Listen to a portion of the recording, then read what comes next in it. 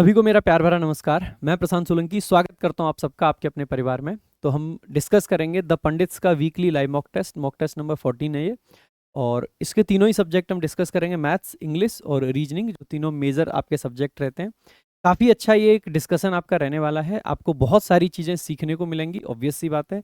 चाहे बात मैथ्स की हो, इंग्लिश की हो या रीजनिंग की, तीनों ही जगह पे आपको बहुत सारा नया कुछ जानने को डेफिनेटली मिलने वाला है। तो शुरू से लेके लास्ट तक वीडियो को देखिएगा।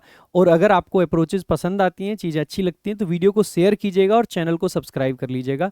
आइए स्टार्ट करते हैं। स्टार्ट करने से पहले बता देता हूँ, बहुत सारे लोग डिमांड कर रहे थे इंग्लिश स्पेशल वीओडी बैच की। तो टॉपर्स विजडम एप्लीकेशन पर आपका ये इंग्लिश स्पेशल वीओडी बैच आ चुका है। अभी ये सिर्फ और सिर्फ 499 रुपये के आपको फी में मिल रहा है, क्योंकि अभी ऑफर में चल रहा है, लॉन्चिंग ऑफर है। तो जल्दी से जल्दी ऑफर का फ़ायदा उठाइए और ये बैच आप चेकआउट कर सकते हैं। बढ़िया सॉलिड कंटेंट के साथ में बैच है। डाउनलोड करना टॉपर्स विजडम एप्लीकेशन, वहाँ पे आपको ये मिल जाएगा। बाकी मेरे भाई आइए स्टार्ट करते हैं मैथ्स का डिस्कशन। तो मैथ्स से शुरुआत कर रहे हैं अपन। पहला क्वेश्चन आप लोगों के सामने है।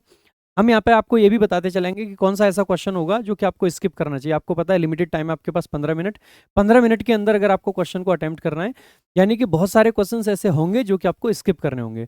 तो यदि किसी वस्तु का विक्रय मूल्य 3 गुना कर दिया जाए तो लाभ 6 गुना हो जाता है। देखो ऑब्वियस सी बात है, पहले अगर चीज को हम 1 रुपए की बेच रहे थे तो अब उसको 3 रुपए की बेचेंगे, लाभ बढ़ेगा। ऑब्वियस सी बात है, क्योंकि जो कॉस्ट थी वो तो कॉस्ट ही रही। तो यानी कि अगर मैं आपसे सिंपल तरीके की बात करूं और मैं आपसे कहूं कि अगर कोई चीज पहले कितने रुपए की थी आपकी, लेट से थोड़ा सा कैलकुलेशन को आसान बनाने के लिए अपन 10 मान लो या 100 मान लो, जो भी आप मानना चाहते हैं, ठीक है। अगर 10 अपन मानते हैं तो आप कह दोगे कि सर अब 30 की हो गई है, ठीक है। फिर कहा गया है कि लाभ 6 गुना हो जाता है। अच्छा, मैंने इसको 1 3 इसलिए नहीं माना क्योंकि लाभ मुझे 1 6 मानना है, नहीं तो फिर सेम संख्याएं दिखती ना, तो फिर आपको दिक्कत लगती, ठीक है। तो यहाँ पे आप देखोगे लाभ आपका 1 से कितना हो जा रहा है, 6। यानी कि देखा जाए तो लाभ कितना बढ़ा, आप कहोगे सर 5 बढ़ा।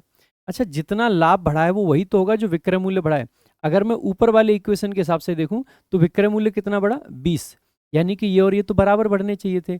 यानी कि अगर 5 की वैल्यू 20 है तो 1 की वैल्यू कितनी रही होगी, आप कहोगे सर क्योंकि 4 गुना है यानी कि 4। तो ओरिजिनल लाभ कितना रहा होगा, आप कहोगे 4। तो ओरिजिनल में आपका बेसिकली विक्रय मूल्य कितना था, 6। तो क्रय मूल्य कितना रहा होगा, सॉरी विक्रय मूल्य कितना था, 10। तो क्रय मूल्य कितना रहा होगा, 10 में से 4 गए तो 6। तो आप कहोगे 6 पे कितने का लाभ हो रहा था आपको, 4 का। यानी कि 2/3, 2/3 कितना होता है, 6 पॉइंट, मतलब 66.66, ठीक है। अगला क्वेश्चन देख लेते हैं। 2% वार्षिक साधारण ब्याज की दर से 4 वर्षों में देय रुपए के ऋण को चुकाने के लिए वार्षिक किस्तों की राशि, यानी कि इंस्टॉलमेंट का क्वेश्चन है आपका, और वो भी साधारण ब्याज की बात कर रहे हैं। साधारण ब्याज में आपको ना एक बेसिक सा फंडामेंटल अगर आपने सीख लिया तो फॉर्मूले वॉर्मूले आपको याद रखने की जरूरत भी नहीं पड़ेगी। देखो सिंपल सी बात है, कोई चीज़ की इंस्टॉलमेंट है। इंस्टॉलमेंट जनरली क्या है, आप मोबाइल फ़ोन लेने गए, मोबाइल फ़ोन लेके आए, अगर आपको इंस्टॉलमेंट देनी है तो जैसे ही पहला महीना कंप्लीट होगा तब आप देते हो, फिर दूसरे महीने पे देते हो, फिर तीसरे महीने पे, यानी कि जब भी कोई टाइम पीरियड कंप्लीट होता है तब देते हैं। जैसे यहाँ पे 4 साल की बात करी गई है। मान लीजिए आपने आज कोई चीज़ ली, अब आपको पहली इंस्टॉलमेंट कहाँ जाएगी, यहाँ पे, दूसरी कहाँ जाएगी, यहाँ पे, तीसरी कहाँ पे जाएगी, यहाँ पे, और चौथी कहाँ पे जाएगी, बेसिकली यहाँ पे, ठीक है। तो कहीं ना कहीं पहले साल के अंत में, दूसरे साल के अंत में, तीसरे साल के अंत में और चौथे साल के अंत में।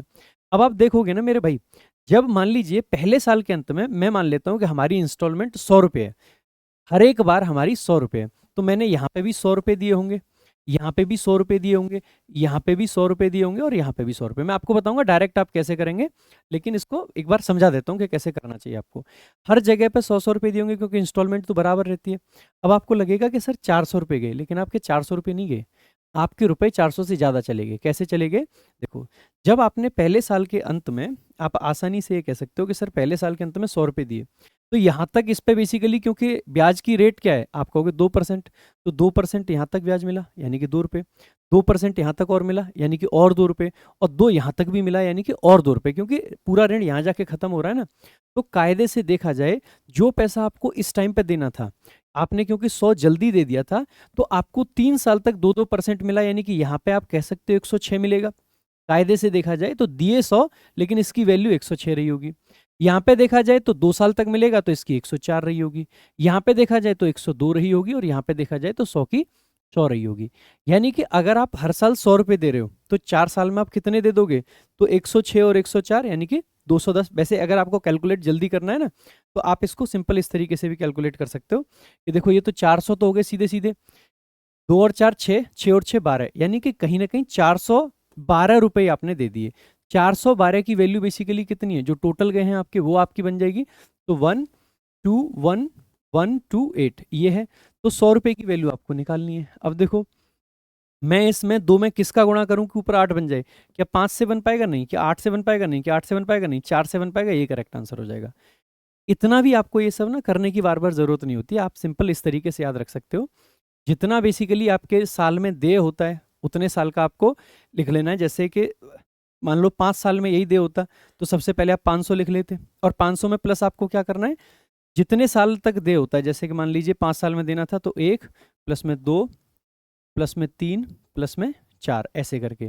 जैसे इस वाले में ये फॉर्मूला लगाएंगे हम, 4 साल में देना था तो 400 प्लस में 1 प्लस में 2 प्लस में 3, एक कम तक लिखेंगे, ठीक है, क्योंकि 3 साल तक ही दे रहे हैं ना हम, यहाँ पे यहाँ पे यहाँ पे 3 साल का ब्याज बेसिकली पहली बार में, है ना। तो इस तरीके से आपको लिखना चाहिए हमेशा ही। तो आप देखोगे कितना बनाइए, 3 और 3 6, और इनटू रेट कितना था आप कहोगे सर 2%, तो यहाँ पे 2 आ जाएगा, यानी कि 12। तो देखो 12 और 400, 412 यही तो निकालना था हमें। तो डायरेक्ट आप ऐसे निकाल सकते हो जब भी आपको इस तरीके से निकालने आए। जैसे मान लीजिए 5 साल में देना था, 4% आपका रेट होता तो आप इसको क्या कहते हैं, ये बना 6, 6 और 4 10, 4% रेट हो 40, तो 540 की वैल्यू कुछ दे रखी है, 100 की वैल्यू निकालनी है। हमेशा आपको इस तरीके से याद रख लेना है, ठीक है। तो सिंपल है, ज़्यादा मुश्किल नहीं है। आगे देख लेंगे अगला जो आपका क्वेश्चन होगा। 14 मीटर आंतरिक व्यास, व्यास 14 यानी कि रेडियस आपकी 7 आएगी। हमेशा जैसे ही व्यास देखें ना तुरंत आपको रेडियस पे जाना है। बेलनाकार पाइप से 3.6 किलोमीटर प्रति घंटे की गति से जल प्रवाहित हो रहा है, 20 मिनट में पाइप से कितना जल होगा उसका आयतन ज्ञात करना है। देखो बहुत सिंपल होते हैं ऐसे क्वेश्चन। सबसे पहले भाई पाई की वैल्यू दे रखी है 22/7, ठीक है, और हम जब भी निकालेंगे देखो कितना जल उससे निकला, एक तरीके से आयतन ही तो है, और आयतन में जो हाइट है ना वो बेसिकली इसकी जो स्पीड होती है ना उसको हम हाइट मान लेते हैं, सिंपल सी बात है, ठीक है। तो देखा जाए तो बेसिकली कितना जल निकलेगा, तो जो भी उसका जितना चौड़ा उसका मुंह है, यानी कि उसका जो मुंह है उसका हमें क्या निकालना है, एरिया निकालना है। एरिया निकालने के लिए हमें क्या लिखना होता है, पाई आर स्क्वायर करना होता है, यानी कि पाई आ गया, यानी कि 22 के टेबल का आएगा, यानी कि 11 के टेबल का आएगा। सबसे पहले तो मैं ये चेक कर सकता हूँ कि 11 के टेबल का कौन सा, अगर मुझे फटाफट से आंसर मार्क करना है, ठीक है।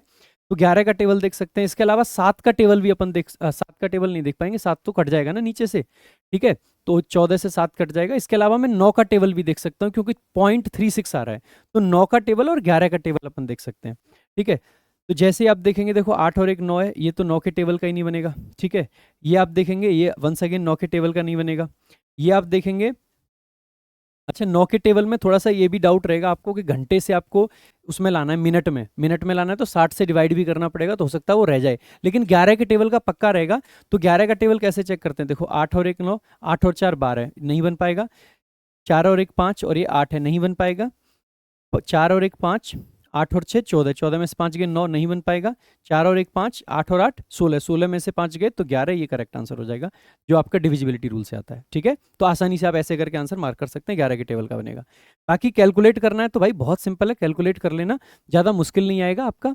तो ऑब्वियस सी बात है, देखो 2 इंटू 22/7 क्योंकि पाई आएगा, और आर बेसिकली क्या है आपका, तो 7 गुणा 7, ये आपका बनेगा ही बनेगा, इसका ध्यान रखेंगे, ठीक है। तो 2 पाई आर आ गया, इनटू बेसिकली क्या है, इसकी स्पीड है 3.6 किलोमीटर, तो किलोमीटर से मतलब मीटर में जाएंगे अपन तो कितना बना लेंगे, तो आप पाओगे सर ये, क्योंकि सारा का सारा मीटर में जाना है ना, तो 1000 से गुणा कर देंगे तो 3600 बन जाएगा। 1 घंटे में हमें निकालना है बेसिकली कितने में, 20 मिनट में, यानी कि बाई 3 कर देंगे। तो इस तरीके से आपका पूरा का पूरा कैलकुलेशन करोगे, निकल के आ जाएगा, उतना ही आपका आंसर बनेगा, ठीक है। तो देख लेना एक बारी, देखो अगला। और इसीलिए मैंने कहा था कि 9 के टेबल का हम चेक नहीं कर पाएंगे, क्यों, इस 3 से बेसिकली 36 कट जाएगा, तो ये सिर्फ 3 के टेबल का आएगा, 9 के टेबल का नहीं बनेगा। देखो अगला, अगला है बाइनरी में एक संख्या दे रखी है और उसको बेसिकली एक और बाइनरी की संख्या दे रखी है, उससे भाग दें तो दशमलव जो प्रणाली है उसमें क्या प्राप्त होगा। सबसे पहले ऑब्वियस सी बात है, इसको दशमलव में लाएंगे, इसको दशमलव में लाएंगे, लाने के बाद भाग देंगे, जो आएगा वो आपका आंसर होगा। वैसे तो अगर आपको बाइनरी नहीं आता है तो देखते ही छोड़ देना, अगर बाइनरी और डेसिमल आपको नहीं पता है तो देखते ही छोड़ देना, अगर पता है तो बेसिकली कर लेना। तो अपन ये मान के चलते हैं कि आपको पता होगा तो आसानी से कर सकते हैं। देखो जब भी इससे बाइनरी से दशमलव में जाते हैं तो क्या करते हैं, जितने आपके अंक होते हैं ना उतना ही 2 के मतलब यहाँ से 1 से शुरू करो, पहले वाला आपका ऐसे एक बार लिख लो थोड़ा दूर दूर, 1 0 1 1 0 1 और 1, है ना। सबसे पहले में 1 लिखो, दूसरे में 2 लिखो, 4 लिखो, 8 लिखो, 16 लिखो, 32 लिखो और 64 लिखो। ये आपके लिखने हैं। इसके बाद में जो जो एक वाले थे उनको ऐड करना है, जीरो वालों को खत्म, क्योंकि जीरो से जब मल्टीप्लाई करेंगे ना तो ये जीरो हो जाएगा। तो ये 2 जीरो हो गए, इनको काट दो। ठीक है, 16 और 64 बेसिकली आपके कितना हो जाता है, 80, 80 और 8 88, 88 और 2 90 और 1 91। ठीक है, और इसको अगर अपन लिखेंगे तो क्या आएगा, 101 को। ठीक है, तो 1 2 4, तो ये तो जीरो हो जाएगा, तो बेसिकली कितना बना 5। तो 91 को 5 से भाग देंगे तो कितना, 18 पंजे 90 होते हैं, ये करेक्ट आंसर हो जाएगा। अगला क्वेश्चन देख लेते हैं आपका। नेक्स्ट है कि 30 लीटर मतलब 300 लीटर के मिश्रण में दूध और पानी का अनुपात 2:3 है। मिश्रण में से 60 लीटर निकालकर उसकी जगह, देखो ऐसे क्वेश्चन में सबसे जो क्रक्स पॉइंट होता है ना वो ये समझना होता है कि जब हम शुरुआत में एक अनुपात दे रखा है कितने भी क्वांटिटी में, उसमें से हम कितनी भी क्वांटिटी निकाल लें तो वो क्वांटिटी का जो अनुपात है ना दूध का और उसका, वो सेम रहेगा चाहे कितना कुछ भी निकाल लें उसमें से। ठीक है, तो मिश्रण में से 60 लीटर निकालकर उसकी जगह पानी मिला दिया जाता है। 60 लीटर मिश्रण में से निकाल दिया, यानी कि मिश्रण कितना बचेगा आपका, आप कहोगे 240। 240 को अगर आप इस रेशियो में तोड़ोगे तो बेसिकली कितना कितना आ जाएगा, तो आप कहोगे 240 वैल्यू है 5 की, तो 2 की वैल्यू हमें निकालनी है, तो बेसिकली 1 की वैल्यू आ जाएगी 48, 240 से, है ना। 48 का डबल कितना हो जाएगा 96, 96 है आपका टोटल उसमें दूध। अब मैंने दूध ही क्यों निकाला है, पानी क्यों नहीं निकाला, क्योंकि लास्ट मात्रा में मुझे दूध का पूछ रखा है इसने। ठीक है, तो दूध की हमने निकाल ली। 96 कितने पे, जैसे ही 60 लीटर पानी और डालेंगे तो जो ओवरऑल मात्रा है वो कितनी हो जाएगी, दोबारा से 300 हो गई। तो 300 पे बेसिकली 96, 300 पे 100 होता तो 1/3 हो जाता। 1/3 से थोड़ा सा कम है, 1/3 से थोड़ा सा कम कौन सा है, आप कहोगे 32%, करेक्ट आंसर हो जाएगा। ठीक है, 1/3 होता है 33%। ठीक है, तो 1/3 आपका ये हो जाएगा। अगला देख लेते हैं। Tan theta plus cot theta बराबर 5 दे रखा है, tan theta into cot theta 1 है। ये तो देना ही बेकार है, क्योंकि वैसे भी कॉट थीटा बराबर 1/10 थीटा होता है तो 1 होगा, ना भी दिया होता तो हमें पता होना चाहिए, है ना। तो tan square theta plus sec square theta का मान पूछा है। देखो सबसे पहले ना, क्योंकि ये x है एक तरीके से और ये आपका 1/x है, हमेशा आपको ध्यान रखना है। अगर टेन कॉट दिए हैं ना तो ये इसीलिए दिए हैं, टेन कॉट दे रखे हों या साइन कोसेक दे रखे हों या कॉस सेक दे रखे हों, तो ये दे ही इसीलिए रखे होते हैं क्योंकि ये 1/ में बेसिकली आपके मैच कर रहे होते हैं। तो मैं यहाँ पे ये कह सकता हूँ कि अगर टेन आपका x है तो ये आपका 1/x है। अगर इसका स्क्वायर मुझे निकालना हो मेरे भाई, तो बेसिकली मैं स्क्वायर निकाल लूंगा। अच्छा, हमें निकालना क्या, अल्टीमेटली ये देखना है, हमें निकालना है tan square theta plus sec square theta. अब इसको आसान बनाने के लिए देखो, अब मुझे यहाँ से कॉट है मेरे पास 10 है लेकिन सेक नहीं है, सेक पे मैं कैसे पहुंच सकता हूँ, या तो मैं सेक पे पहुंच जाऊँ कॉट से, या फिर मैं सेक को खत्म कर दूं। सेक को खत्म करने के लिए आपको पता होना चाहिए कि 1 प्लस सेक स्क्वायर थीटा बराबर टेन स्क्वायर थीटा होता है। 1 प्लस सेक स्क्वायर थीटा बराबर क्या होता है, टेन स्क्वायर थीटा। तो अगर मैं यहाँ पे जोड़ दूं तो आप कहोगे sir ten square theta plus 1, मतलब एक तो ये टेन स्क्वायर थीटा प्लस में इसको भी क्या लिखेंगे 1 प्लस टेन स्क्वायर थीटा। तो टेन स्क्वायर थीटा कितने आ गए 2, तो आप आसानी से कह दोगे ना कि सर ये आ जाएगा 2 टेन स्क्वायर थीटा प्लस 1, हमें निकालना है, यही तो निकालना है। तो अल्टीमेटली मुझे यहाँ पे क्या निकालना पड़ेगा, टेन स्क्वायर थीटा की वैल्यू अगर मैं निकाल लूँ तो इस पे पहुंच सकता हूँ। अब टेन स्क्वायर थीटा की वैल्यू निकालनी है तो देखो ये एक्स है प्लस 1/x है, तो x square plus 1/x square निकाल दोगे आप आसानी से। कैसे निकालते हैं, आप कहोगे सर इसका स्क्वायर करेंगे माइनस का 2 कर देंगे, यानी कि tan square theta plus cot square theta. आप आसानी से कहोगे सर कितना आ जाएगा, तो आप कहोगे सर 23। सही बात है। अच्छा, ये जो है कहीं ना कहीं आप कह सकते हो ना कि 1/10 स्क्वायर थीटा ही है। अगर आप थोड़ा सा इसको ध्यान से समझोगे ना, थोड़ा सा भी ध्यान से समझोगे, तो यहाँ से मैं एक चीज और कह सकता हूँ कि सर एक बात बताना, ये जो संख्या है जो एक से बड़ी है, ऑब्वियस ही बात है क्योंकि यहाँ पे 23 आ रहा है। अगर ये वाली संख्या एक से बड़ी है तो ये वाली संख्या डेफिनेटली आपसे एक से छोटी ही होगी कि नहीं होगी। ये एक से बड़ी संख्या है और ये पक्का एक से छोटी है। तो आप ये तो कह सकते हो ना, अगर कॉट स्क्वायर थीटा एक से कम है, क्यों कम है, क्योंकि 1/ में आ रखा है ना। मान लो ये 15 है तो ये 1/15 एक से छोटा है, ये अगर 20 है तो ये 1/20 है, एक से छोटा है, ये अगर 2 है तो ये 1/2 है, एक से छोटा है। यानी कि अगर ये संख्या एक से बड़ी है तो पक्का ये संख्या एक से छोटी होगी। तो मैं ये कह सकता हूं कि अगर इन दोनों को मिला के 23 बन रहा है तो ये जो टेन स्क्वायर थीटा है ये पक्का 22 से तो बड़ा होगा। डेफिनेटली कह सकते हो कि नहीं कह सकते हो। अगर बेटा ये 22 से बड़ा होगा तो यहाँ पे देखेंगे 2 टेन स्क्वायर थीटा बेसिकली 44 से बड़ा होगा, और एक इसमें और जुड़ा जाएगा, यानी कि जो ओवरऑल आंसर आपका आएगा ना वो 45 से ज्यादा आएगा। कह सकते हो कि नहीं कह सकते हो। इसके आगे सॉल्व करने की जरूरत नहीं है आपको। अब यहाँ पे एक बार देख लेना भाई, देखो रूट 21 है, रूट 21 को कैसे आप समझ सकते हो? देखो रूट 16 आप अगर आपका होता तो 4 होता, और रूट 25 अगर आपका होता तो ये आपका 5 होता, यही होता। लेकिन ये बेसिकली 16 और 25 के बीच का आप कह सकते हो, लगभग लगभग बीच का ही दे रखा है, ये लगभग बीच का दे रखा है, तो लगभग 4.5 के करीब मान सकता हूँ मैं। 4.5 को अगर मैं 3 से गुणा करता हूँ, 4.5 का डबल होता है 9.5, 9.5 और बेसिकली 4.5 आपका 13.5 हो जाएगा। 13 और 24 बेसिकली 37 होगा, 35 45 से छोटा रह गया। इसको देख लेते हैं एक बार, ये देखो 4.5 को अगर मैं 5 से गुणा करता हूं तो लगभग लगभग बेसिकली किसके करीब आएगा? तो 5 चौके 20 होते हैं, और बेसिकली और आधा 22.5 यानी कि 42 के करीब कुछ जा रहा है। ये आपका आंसर नहीं बन सकता, ये तो वैसे ही नहीं बनेगा, और छोटा है। तो आप इसको कहोगे कि सर लगभग ये 22 के करीब जा रहा है, ठीक है, और ये आपका 24 है यानी कि 46 के करीब जाएगा, 46 के करीब जाएगा, यही आंसर बनेगा, और कोई नहीं बन सकता है। तो आप ना अप्रोक्सीमेशन से भी जा सकते हो। इसके अलावा वैसे जाना हो मेरे भाई, तो आप क्योंकि यहाँ से tan स्क्वायर थीटा जैसे मैंने कैलकुलेट करा है, यहाँ से आप इसको tan स्क्वायर थीटा की वैल्यू में ले आना, tan स्क्वायर थीटा की वैल्यू निकाल लेना, इसमें जाके पुट कर देना, पुट करके कैलकुलेट कर लेना, वैसे भी आंसर आ सकता है। बट अल्टीमेटली ना हमें क्वेश्चन में उलझना नहीं है, क्वेश्चन से बेसिकली निकलना है हमें आंसर मार्क करके। वैसे इस क्वेश्चन को छोड़ना ज़्यादा बेहतर होता, क्वेश्चन को देखते आप स्किप कर सकते थे, बिकॉज कैलकुलेशन तो इसमें है ही। और कैसे पता चलता है कि कैलकुलेशन है? अगर आपको ऑप्शन इस टाइप के दिखाई दे रहे हैं ना, इसका मतलब है डेफिनेटली इसमें कैलकुलेशन आएगी। अगला क्वेश्चन देख लेते हैं। ए बी से 20% अधिक है, यानी कि अगर मैं ए और बी का रेशियो लेता हूं तो बी अगर आपका 5 है तो ए आपका 6 हो जाएगा।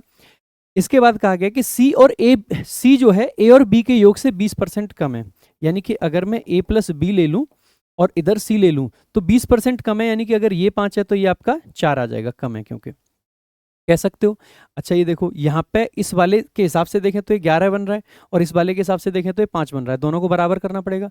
दोनों को बराबर करने के लिए इसमें 11 से गुणा कर देंगे तो 55, इसमें 11 से गुणा कर देंगे तो 44। इसमें बेसिकली कितने से गुणा करना पड़ेगा? 5 से, तो 5 छिक्के 30 बनेगा, और 5 पंजे 25 बनेगा।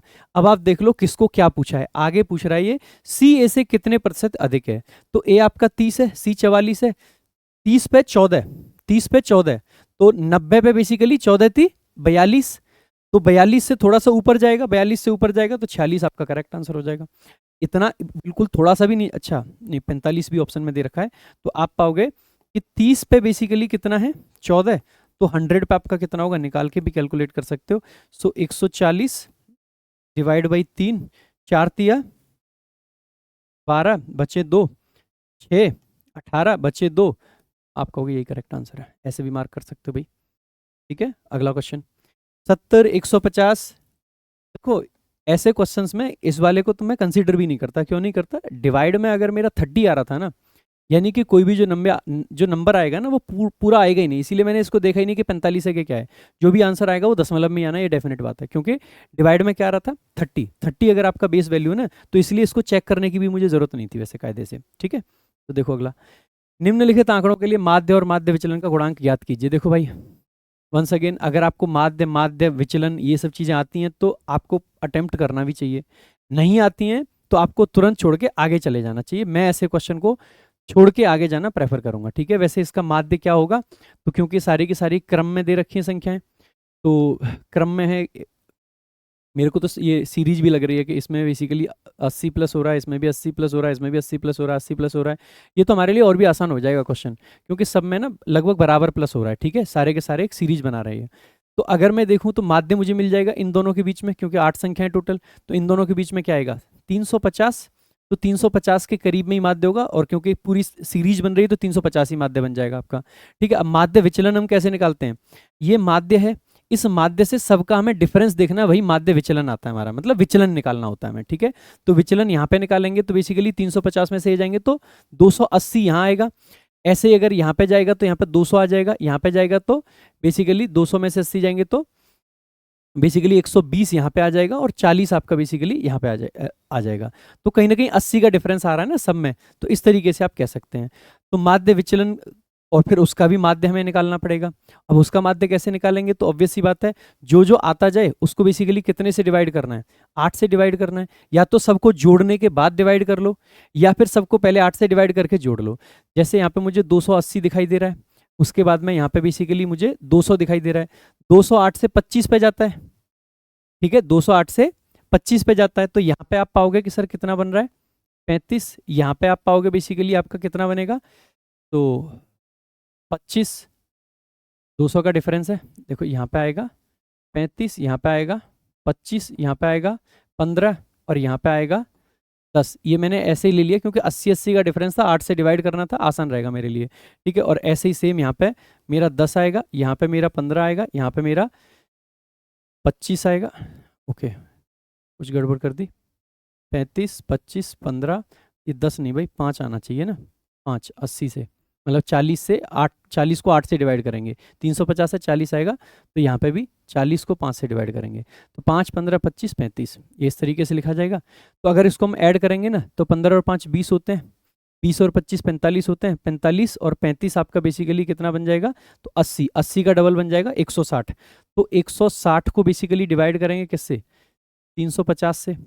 तो ये तो देखोगे ना आप, तो आधे से भी कम है, आधे से भी कम है, यानी कि 0.5 से कम आंसर आएगा, 0.5 से कम आंसर आएगा, एक ही ऑप्शन, यही करेक्ट आंसर है। देखो आगे, अगला आपका क्या है, वैसे वो क्वेश्चन छोड़ने का था, एक बार फिर कह रहा हूँ आपसे, पिछला क्वेश्चन स्किप करने का था।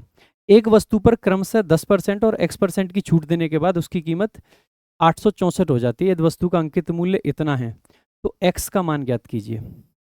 x का मान देखो, पहली छूट 10% की दे रहा है, तो दूसरी छूट बेसिकली कितने की देगा, ये पूछा गया है। देखो अगर मैं यहाँ से ऑप्शन से जाना चाहूँ, एक तो मैं ऑप्शन से जा सकता हूँ क्योंकि संख्या पूरी आ रही है हमारी, या तो आप ये कर सकते हैं कि देखो बहुत सिंपल सी बात है, छूट यहाँ पे देनी थी हमें, तो मैं आसानी से कह सकता था कि सर 10% की छूट दिया, यानी कि 9/10 बना, गुणा x बना होगा, ठीक है, बराबर, और इंटू गुणा किस में करना था, 1200 में, और बराबर आपका कितना आ जाता, आप कहोगे सर 864, जो x की वैल्यू आएगी उससे आपका बेसिकली आंसर निकाल सकते हो। एक तो ये सिंपल तरीका है, इसमें 0 से इस 0 को काट देंगे, 9 से अगर मुझे काटना होगा तो बेसिकली इसको 9 नाम 81 होता है और 9 छिक्के 54 होता है, इसको काट देंगे, 12 अट्ठे आपका 96 हो जाता है, तो 12 अट्ठे 96, यहाँ पे 10 बचे, तो 8/10, 8/10 यानी कि बेसिकली 4/5, यानी कि 5 से 4 हो रहा है, नहीं कि 20% ये रहा होगा, इसको इस तरीके से कैलकुलेट कर सकते हो। अल्टीमेटली कैलकुलेशन का पार्ट था, आप देख के कैलकुलेट कर सकते हो। अप्रोक्सीमेशन से अगर जाना है तो उससे भी जाया जा सकता है। कैसे जाया जा सकता है कि अगर देखो मैंने पहले को 10 मान लिया और दूसरे को भी मैंने 10 माना होता, तो टोटल बेसिकली 20 से तो कम ही रहा होता। सक्सेसिव डिफरेंस जब भी आएगा तो जो उनका जोड़ होता है उससे तो कम आता है ना, तो 20 से तो कम ही रहता है। लेकिन अगर मैं इसका 20% भी निकाल लेता हूँ ना मेरे भाई, तो आप इसका 20% कितना कहोगे, आप कहोगे सर इसका 20% हो जाएगा 120, 120 यानी कि ये तो 900 से भी ऊपर आना चाहिए, लेकिन ये तो है नहीं। अगर मैं इसको 20 + 10 को जोड़ के निकालता तो आप कहोगे 30%, इसका 30% निकालता हूं तो 12 × 36, 360, 360 यानी कि 840 आ जाता है। तो 840 से थोड़ा कम होना चाहिए, 840 से थोड़ा कम पे जा रहा है ना, 864, मतलब 360 से कम डिफरेंस होना चाहिए, क्योंकि 30% से कम वैल्यू आएगी, तो उतना ही जा रहा है। तो आप अप्रोक्सीमेशन से भी जा सकते थे, 20% ही आंसर आपका यहाँ भी आता। अगला क्वेश्चन देख लेते हैं। ए बी केंद्र ओ वाले वृत्त की जीवा है, वृत्त की परिधि पर स्थित बिंदु डी से निकलने वाली रेखाखंड डीओसी ए बी को आगे बढ़ाने पर सी इस प्रकार से मिलता है कि बीसी बराबर ओडी, यदि कोण बीसीओ बराबर 30 तो कोण एओडी क्या होगा। देखो ऐसा क्वेश्चन जब भी आता है, अगर टाइम है अटेम्प्ट करना चाहिए, नहीं तो इसको भी स्किप कर देना चाहिए। आज के मॉक टेस्ट में स्किप करने वाले क्वेश्चन लग रहा है कुछ ज़्यादा ही हैं, ठीक है, लग रहा है कि जितने अभी तक अपन ने देखे उनमें से ज़्यादातर स्किप करने के थे और अटेम्प्ट करने के कम थे।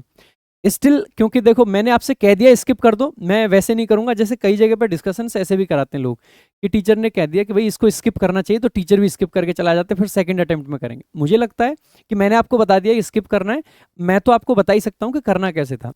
देखो जब भी कोई खास करके सर्कल का क्वेश्चन हो ना, तो आपको सर्कल तुरंत ड्रॉ कर लेना चाहिए।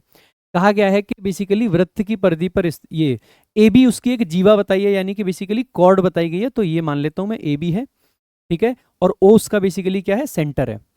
फिर कहा गया है कि वृत्त की परिधि पर स्थित बिंदु डी से निकलने वाला रेखाखंड डीओसी, तो ये रेखाखंड है पूरा। तो देखो क्योंकि अगर मैं यहां से निकालूंगा रेखाखंड को, तो बेसिकली, और यहाँ पे क्या कहा गया है, एक बार और पूरे क्वेश्चन को देख लेते हैं। तो बेसिकली कहा गया है कि ए बी को आगे बढ़ाने पर, अगर ए बी को आगे बढ़ा रहे हैं ना मेरे भाई, तो ए बी को यहाँ बढ़ाया जाएगा। तो अगर मैं यहाँ से निकाल देता ना रेखाखंड, तो बेसिकली ये ओ तक नहीं आता।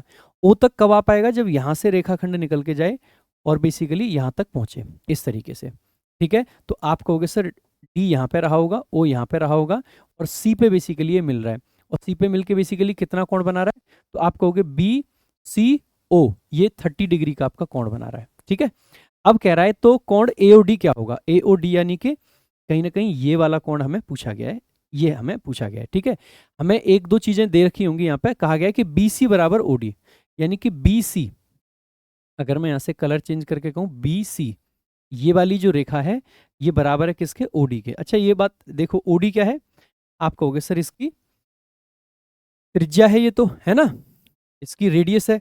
अगर ये रेडियस है तो मैं यहाँ से अगर इसको इस तरीके से मिला दूं तो ये भी तो क्या बनेगी, रेडियस बनेगी भाई। तो जितनी ये है उतनी ही ये है, तो उतनी ही आपकी ये है।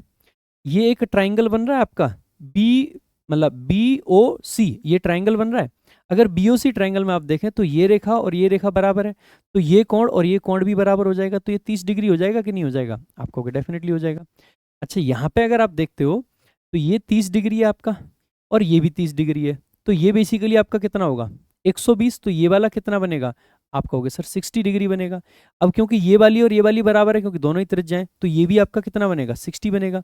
अगर ये 60 है तो ये वाला कितना बनेगा, आप आसानी से कह सकते हो सर इक्विलेटरल ट्राइंगल बन गया, ये भी 60 बनेगा आपका। सही बात है, अगर ये तीनों ही 60 हैं, देखो ये 60 ये 30 और ये पूरा कितना बनता है, आपको बताया कि पूरी लाइन कितनी होती है 180 होती है, तो 60 30 ये निकल गए, तो ये बचा कितना, आप कहोगे 90 बचा, तो आपका करेक्ट आंसर आ जाएगा 90। नेक्स्ट देख लेते हैं अगला क्वेश्चन।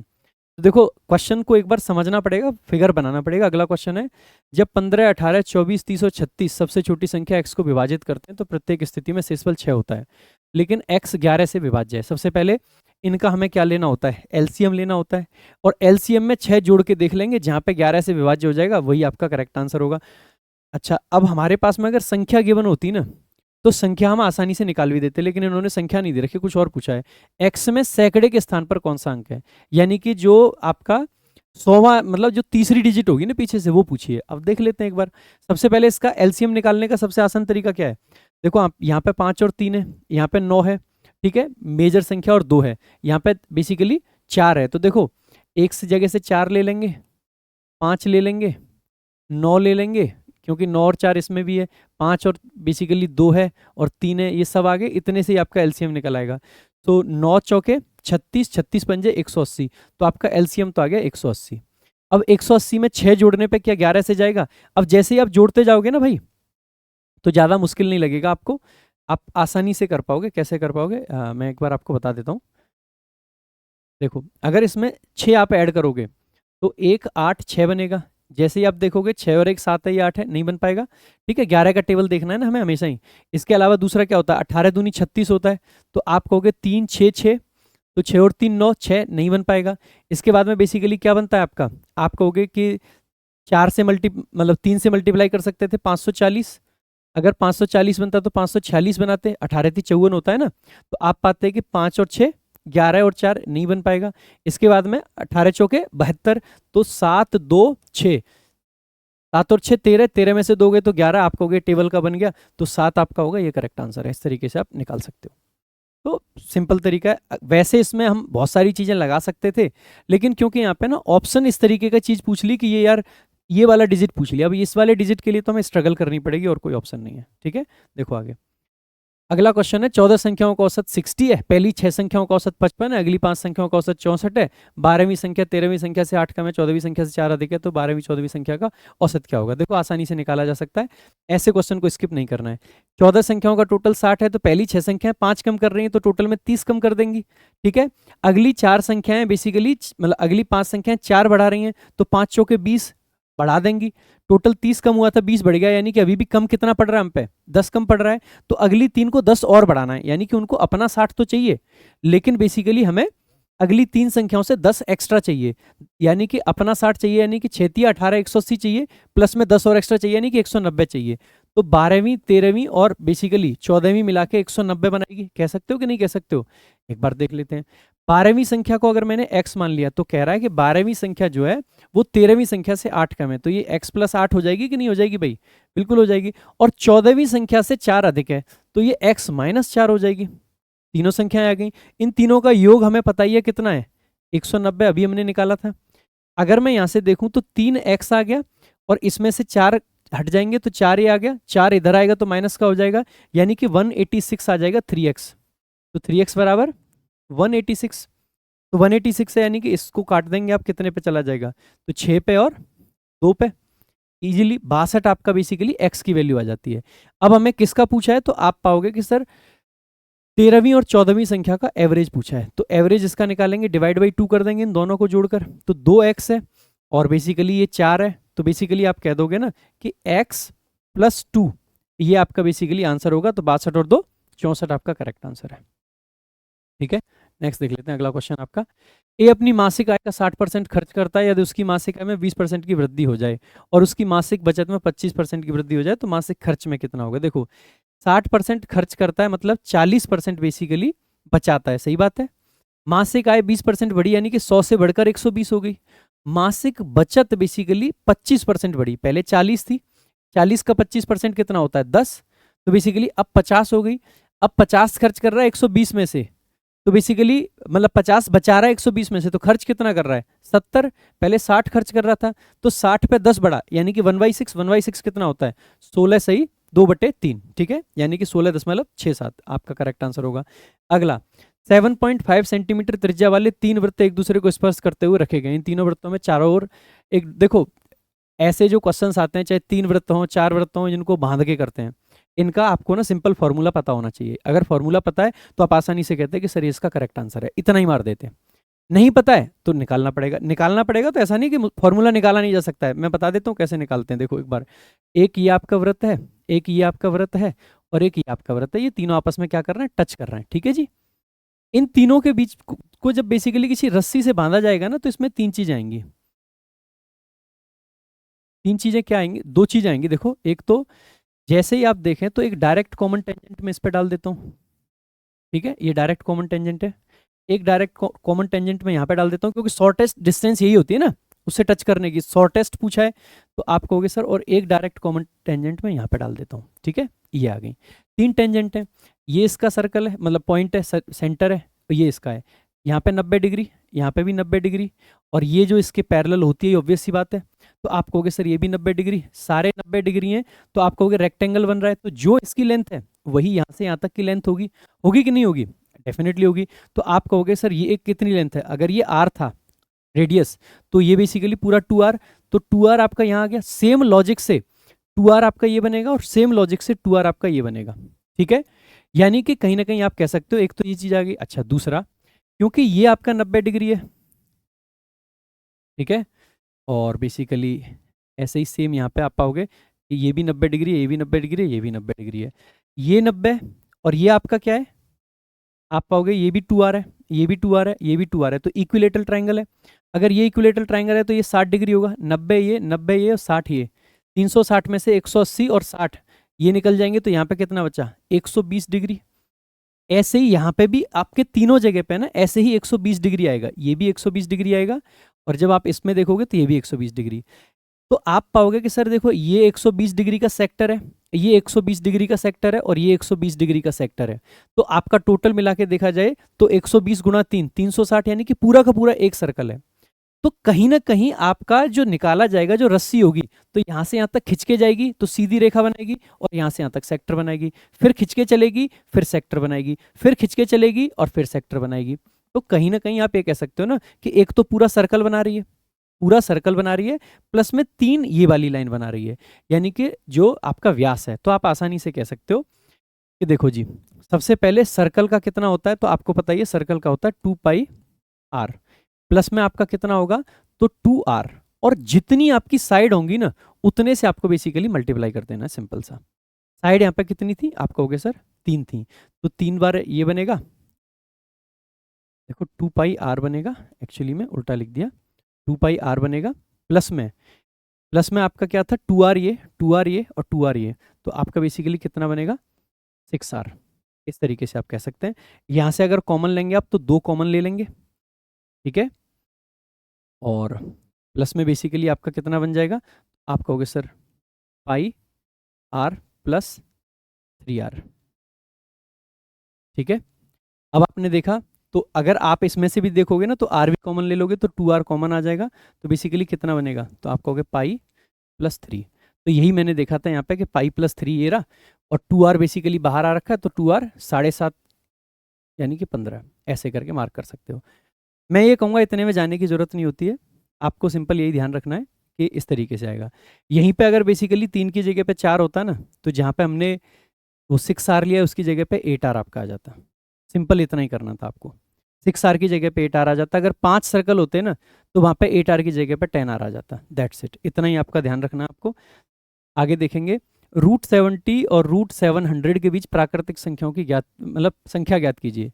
देखो रूट 70 के आगे जो पूर्ण नंबर है वो क्या आएगा भाई, यहाँ पे आपका बेसिकली 8 8 64 होते हैं, तो पहला आएगा 9, 9 नाम 81 बनते हैं। रूट 700 के आसपास में मुझे क्या ध्यान आता है, 729 जो कि कितने का होता है 27 का, तो इससे पहले क्या बना होगा 26, तो 8 पहले हटा दो, 9 से लेके 26 तक के कितने नंबर हो गए 18, ये करेक्ट आंसर। अगला क्वेश्चन देख लेते हैं। अगला आपका a माइनस बी दे रखा है 7, a cube minus b cube दे रखा है 2058, find the value of a b. Again calculation करनी पड़ेगी और कुछ नहीं है इसमें, ठीक है। अगर आपको लगता है कि टाइम है कैलकुलेशन करने का तो आप कैलकुलेशन कीजिएगा, नहीं अदरवाइज स्किप करना भाई ये क्वेश्चन भी, ठीक है। अगर कैलकुलेशन करने का टाइम है तो कैसे कर सकते हैं, a माइनस बी का होल क्यू क्या बनता है आपका, तो आप कहोगे sir a cube minus b cube minus 3 a b a minus b. A minus b की वैल्यू हमें पता है, हमें कितनी गिवन है, आप कहोगे 7 गिवन है। इसका मतलब है कितना आ जाएगा, 7 का स्क्वायर, 7 का क्यू कितना होता है 343, 343 हो जाएगा। इसकी वैल्यू हमें दे रखी है कितनी 2058, तो 2058, ठीक है। 2058 इधर बेसिकली इसको लेके जाएंगे हम तो ये नेगेटिव बनेगा, और इधर इसको ले आएंगे तो ये पॉजिटिव बन जाएगा।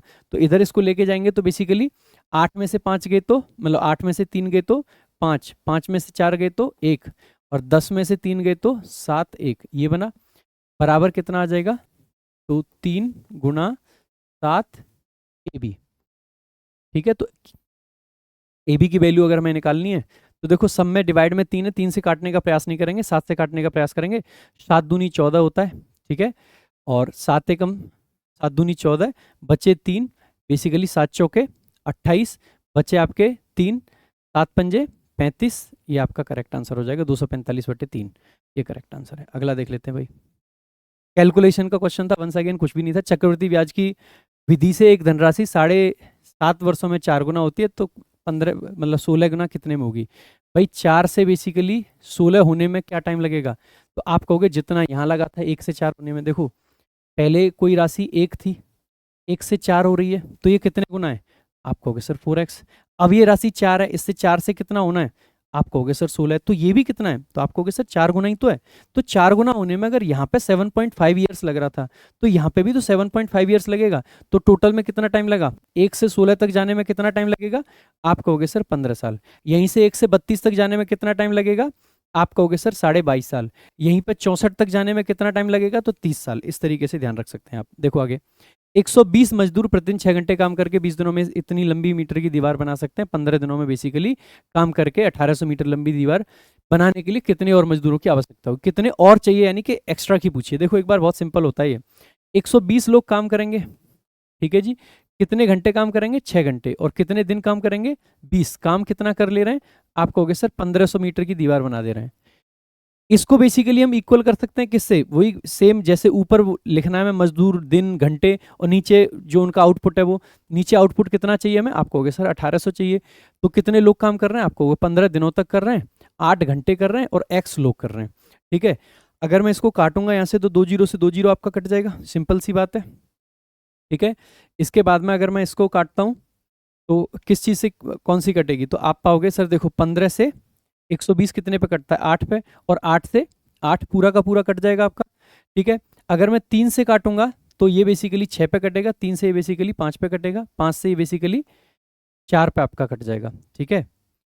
तो आप पाओगे कि x की वैल्यू कितनी आ जाएगी, 6 छिंगे 36, 36 गुणा 4 आपका कितना आ जाएगा 72 का डबल 144, 144 आ गई x की वैल्यू। तो हमारे पास पहले कितने लोग थे 120 थे, कितने और चाहिए होंगे 24 और चाहिए होंगे, करेक्ट आंसर। अगला क्वेश्चन देख लेते हैं भाई। नेक्स्ट आपका क्वेश्चन है, एक त्रिज्य खंड को केंद्रीय कोण 150 डिग्री और त्रिज्या 12 सेंटीमीटर है, ठीक है। उसी वृत्त के एक अन्य त्रिज्य खंड का जो केंद्रीय कोण है वो इतना है। देखो पहले त्रिज्य खंड के क्षेत्रफल और दूसरे त्रिज्य खंड के क्षेत्रफल का अनुपात क्या होगा, ऑब्वियस सी बात है भाई, जितना जो एंगल है, ठीक है, जितना एंगल का रेशियो होगा उतना ही बेसिकली उसके एरिया का रेशियो आएगा। ये सिंपल सी बात है। अब बस इसमें डिफरेंस मतलब डिफिकल्ट चीज़ क्या है कि ये आपका डिग्री में दे रखा है, ये रेडियन में दे रखा है, तो रेडियन से डिग्री में ले आओ और उसका जो भी रेशियो होगा सेम रेशियो आपका एरिया का आ जाएगा। क्यों? क्योंकि उसमें बाकी सब चीज़ें तो कांस्टेंट है भाई, त्रिज्या आपकी कांस्टेंट है, पाई आपकी कांस्टेंट है, सिर्फ डिफरेंस किसका है? एंगल का है। जितना बड़ा एंगल उतना ज़्यादा एरिया, जितना छोटा एंगल उतना कम एरिया। तो आप आसानी से कह सकते हो कि सर ये तो 150 है, ये बेसिकली कितना बनेगा? डिग्री से रेडियन में लेके आएंगे तो बेसिकली क्या है? 3 पाई/4। इसको डिग्री से रेडियन में लेके आएंगे तो बेसिकली किससे कर देंगे? 180 बटे पाई से, तो पाई से पाई खत्म हो जाएगा। ठीक है। अगर आप इसको 4 से काटोगे तो कितने पे कटेगा? आपको सर 45 पे कट गया। ठीक है, तो ये बेसिकली 45 पे कट गया। इसको 3 से काटोगे तो 50 पे कट जाएगा। 10 से मतलब 5 से काटोगे तो ये 10 पे, और 5 से 9 पे, तो 10 9 आपका करेक्ट आंसर हो जाएगा, पहले त्रिज्यखंड का और दूसरे का। अगला देख लेते हैं। रैखिक समीकरण दे रखे हैं। अगर आपको कोऑर्डिनेट ज्योमेट्री आती है तो अटेम्प्ट करना है, अदरवाइज छोड़ो और आगे तुरंत बढ़ जाओ। ठीक है। अब वैसे इसमें बेसिकली हमें दे रखा है कि 3x - 5y बराबर 2 है, 5x + 7y बराबर 11 है। ये अल्फा बीटा पर बेसिकली प्रतिच्छेदित कर सकते हैं, यानी कि ये वही है, अल्फा बीटा मान लो या इसको x y मान लो। ठीक है, x और y की वैल्यू निकाल दो और फिर 3x + बेसिकली 2y का मान ज्ञात कर दो। तो ये दो समीकरण आपको दे रखे हैं, जोड़ घटा के आप इनकी वैल्यू निकाल लोगे। कैसे निकालनी है? सबसे पहले x की वैल्यू निकालनी है तो y को बराबर कर दो, या y की निकालनी है तो x को बराबर कर दो। अगर मैं यहाँ पे निकल पड़ा हूँ किसको बराबर करने के लिए, लेट से कि मैं x को बराबर कर ले, मतलब y को काट देते हैं, तो आप कहोगे सर y को बराबर करने के लिए क्या करना पड़ेगा? यहाँ पे 7 से गुणा और यहाँ पे 5 से गुणा। यहाँ पे 7 से गुणा करेंगे तो 7 तिया 21x बनेगा, प्लस में y तो कटना ही है ना, क्योंकि हम जोड़ रहे हैं, जोड़ने पे इस ये माइनस का था, ये प्लस का था, तो ये तो कट ही जाएगा। प्लस में बेसिकली इस वाले में अगर देखेंगे, क्योंकि इसको अगर हम 35 बनाएंगे बराबर करने के लिए तो 5 से गुणा होगा तो 25x आपका ये आ जाएगा। बराबर में क्या जोड़ा जाएगा? ये 7 से गुणा हुआ होगा तो 7 दूनी 14, और ये 5 से गुणा हुआ होगा यानी कि 55। तो ये आपकी x की वैल्यू आ जाएगी। तो 21 और 25 बेसिकली 46x बराबर 14 और 55, ये आपका 69। अब इसको काट पाएंगे हम? 23 से देखोगे तो 2 पे कट रहा है, 23 से देखोगे तो 3 पे कट रहा है, यानी कि x बराबर आप कह सकते हो 3/2। 3/2 यानी कि 1.5 x की वैल्यू। किसी में भी रख के देख लो x की वैल्यू। जैसे मैं यहाँ पे रख देता हूँ 1.5, तो बेसिकली 7.5, 7.5 ये आ गया। 11 में से तो ये कितना बचा? आप कहोगे सर 3.5, तो y की वैल्यू कितनी आ जाएगी? 7 गुणा y बराबर 3.5, तो 7 का आधा होता है ना 3.5, तो 0.5 आ जाएगी y की वैल्यू। तो y आपका कितना आ जाएगा? यहाँ से 0.5 आ जाएगा। ये 1.5 था, यहाँ पे निकाल के देख लेंगे इसको। ये बेसिकली 3 से गुणा करेंगे 1.5 का तो 4.5 बनेगा, और 2 से गुणा करेंगे 0.5 का तो 1 बनेगा। 4.5 और 1 5.5 आपका करेक्ट आंसर होगा। इस तरीके से आप कैलकुलेट कर सकते हो। ठीक है, कैलकुलेटिव तो है ही, पूरा का पूरा मौखिक कैलकुलेटिव लग रहा है। एक एक क्वेश्चन बहुत तगड़ा दे रखा है ना। देखो, एक ट्रेन शहर से सुबह 6 बजे चलती है और शहर बी पर सुबह 10:30 बजे पहुंच जाती है, यानी कि कह सकता हूँ 4.5 घंटे लगा रही है। दूसरी ट्रेन 8 बजे चलती है और ए पर बेसिकली 12:30 पहुंच जाती है। एक बी से चल रही है, एक मतलब एक ए से बी जा रही है, दूसरी बी से ए पर आ रही है, लेकिन एक 6 बजे चल रही है और एक 8 बजे। समय बराबर है, ये भी 4.5 घंटा और ये भी 4.5 घंटा। तो कह रहे हैं कि ये मिले किस टाइम पे होंगे? बहुत सिंपल है। देखो, सबसे पहले क्या करना है कि हम मान लेते हैं कि दोनों ट्रेन 4.5 घंटा लेती हैं। दोनों की जो स्पीड है ना वो कांस्टेंट मान लेते हैं कि हर घंटा एक चल रही है। तो टोटल दूरी कितनी रही होगी? आप कहोगे सर 4.5, 4.5। अब पहली ट्रेन क्योंकि 6 बजे चलती है तो 8 बजे तक 2 दूरी तो उसने तय कर दी, तो यानी कि बची हुई दूरी कितनी है? आप कहोगे 2.5 दूरी और बची है। अब की बार क्योंकि दूसरी ट्रेन भी चलती है, अब 2.5 दूरी है, एक ये चल रही है, एक ये चल रही है, हर घंटे कितना चलेंगी? 2 चलेंगी, और 2.5 दूरी हमें तय करनी है। तो आप कहोगे सर कि 1 घंटे के अंदर 2 दूरी तय हो जाएगी, यानी कि हमारे बेसिकली 9 बज गए। अब बेसिकली हमें आधा दूरी तय करनी है और बेसिकली 2 की चाल है हमारे पास, तो कितना टाइम लगेगा? आप कहोगे सर 15 मिनट। एक चलने में आधा घंटा, 2 चलने में 1 घंटा, तो आधा चलने में 15 मिनट, यानी कि 9:15 पे ये मिल जाएंगी। ये करेक्ट आंसर है। ठीक है, देखो अगला। नेक्स्ट आपका क्वेश्चन कहता है कि एक विद्यालय में छात्रों में से 3/7 लड़कियां हैं और शेष लड़के हैं, यानी कि 4/7 लड़के हैं। यहाँ से हम कह सकते हैं लड़कों में से 1/4 दे दिया तो हमारे लिए फायदा है, क्योंकि हमारे पास 4 लड़के थे, 4 लड़के थे, यानी कि 1/4 लड़के कैसे हैं? 12 से कम आयु के हैं। तो यानी कि 3 लड़के हमारे 12 से ज्यादा के हैं और 1 12 से कम का है।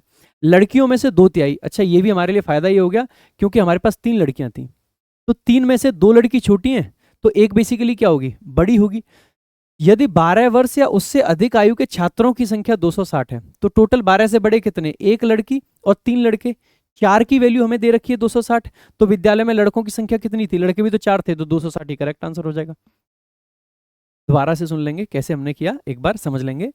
छात्र थे मतलब टोटल जो छात्र थे उनका 3/7 लड़कियां, तो लड़के टोटल 7 में से 4, 4 लड़के 3 लड़कियां। लड़कों का कहा गया 1/4, 4 का 1/4 कितना होता है, 1 होता है। तो यानी कि 3 लड़के ऐसे होंगे जो 12 से बड़े हैं और 1 होगा छोटा। लड़कियों में कहा है कि 2/3 जो है वो छोटी हैं, तो बड़ी कितनी होंगी, 1। तो आप आसानी से कह सकते हैं कि टोटल कितने लोग बड़े हैं, 4, और 4 की वैल्यू 260 है। और पूछिए किसकी, लड़कों की, तो लड़के भी कितने थे अपने पास, 4, तो 4 की वैल्यू 260 करेक्ट आंसर हो जाएगा आपका। अगला क्वेश्चन देख लेते हैं भाई। निम्नलिखित व्यंजक को सरल कीजिए। लो जी, ये भी फिर से वही है कि आपको पूरा का पूरा एक इक्वेशन दे रखा है, इसको सॉल्व करना है। अगर सॉल्व कर लोगे तो बहुत अच्छी बात है, नहीं कर पाओगे तो भाई खराब बात है, ऑब्वियस सी बात है ना। तो एक बार सॉल्व करना होगा तो कैसे करते हैं अपन, a प्लस बी प्लस सी या a माइनस बी माइनस सी, इनके होल स्क्वायर का फॉर्मूला आपको पता होना चाहिए। तो सबसे पहले a square plus b square plus c square, a और प्लस मतलब a और b दोनों प्लस के हैं तो इनका 2ab प्लस का बनेगा। इनमें एक माइनस है तो आप कहोगे सर इनका माइनस का बनेगा 2bc। इनमें से भी एक माइनस है तो ये भी माइनस का बनेगा 2ca। ठीक है, इसके बाद में माइनस का चिन्ह यहाँ पे बाहर है तो इसके अंदर के सारे चिन्ह बदलने, तो a स्क्वायर बनेगा प्लस में b स्क्वायर बनेगा प्लस में c स्क्वायर बनेगा। माइनस का क्या बनेगा, ध्यान देंगे, a और b दोनों एक माइनस एक प्लस है तो ये माइनस के बनेंगे 2ab। ठीक है, b और c दोनों माइनस के यानी कि ये प्लस का बनेगा 2bc। c और a एक माइनस एक प्लस है तो ये माइनस का बनेगा 2ac। ठीक है जी, ये बन गया आपका। और लास्ट में आपको पता ही है 4ab हमें दे रखा है अलग से। अगर मैं इसको चिन्ह बदल के काटूं तो ये तीनों के तीनों मर जाएंगे, इनसे मर गए जी। ठीक है, ये देखो 2ab आपका माइनस है, माइनस से माइनस चिन्ह बदलेगा तो ये प्लस का हो जाएगा, तो 4ab मतलब 2ab ये, 2ab ये और 4ab ये, टोटल 8 आपका ab आ जाएगा। ठीक है, आगे ये माइनस का 2bc है, आप कहोगे ये प्लस का 2bc है। जब चिन्ह बदलेगा इसकी वजह से तो ये भी माइनस का हो जाएगा, तो माइनस के 4bc आ गए। ये माइनस का 2c है, ये भी माइनस का 2c है, लेकिन चिन्ह बदल के प्लस का हो जाएगा तो इससे ये मर जाएगा। आप कहोगे बिल्कुल, यहाँ से कॉमन क्या ले सकता हूँ, आप कहोगे 4 कॉमन ले लीजिए सर, और आपका बेसिकली 2ab माइनस bc ये करेक्ट आंसर हो जाएगा। कौन सा आपका, 4 कॉमन लेके 2ab माइनस bc ये करेक्ट आंसर है। अगला क्वेश्चन देख लेते हैं। ये लो जी, ये भी आपको वंस अगेन सॉल्व करना पड़ेगा और कुछ ऑप्शन नहीं है। अगर टाइम होगा तो कर लेना, नहीं होगा तो भैया अगेन वंस अगेन छोड़ना पड़ेगा और कोई ऑप्शन आपके पास नहीं होगा ऐसे क्वेश्चंस के लिए। ठीक है, सो अपन एक बार ट्राई कर लेते हैं। ठीक है, कैसे करते हैं भाई, इसको हमेशा नीचे से स्टार्ट करना शुरू करते हैं। तो 7 पंजे 35, 35 में से 2 गए तो 33, 33/7 आ गया, 7 ऊपर चला जाएगा, तो मैं इस वाली इक्वेशन को डायरेक्ट लिख रहा हूँ, तो बटे 33। सही बात है भाई, ऐसे ही बनेगा। अब मैं इसको 33 से 7 का गुणा करूंगा, प्लस में 7 ऐड करूंगा, यानी कि मैं सिंपल ये भी तो कह सकता हूं कि 34 गुणा 7 मुझे करना है। यही तो कह रहा हूं मैं, 34 गुणा 7 करना है। तो 7 चौके 28 बनेगा, 7 तिया 21 और 2 23 बनेगा। ठीक है, तो आप कहोगे सर ऊपर ये 238 गया, तो यहाँ पे 238, 3 माइनस है, और ये जो नीचे वाली संख्या थी ये ऊपर चली जाएगी, यानी कि यहाँ पे चला गया 66 आपका। ठीक है, तो इस वाले पार्ट पे मैं पहुंच गया हूँ। ठीक है, अगर मैं इसको देखूं तो 3 से इसको मल्टीप्लाई करेंगे और 66 इसमें से माइनस करेंगे, 3 से मल्टीप्लाई करेंगे तो 8 तिया 24 बनेगा।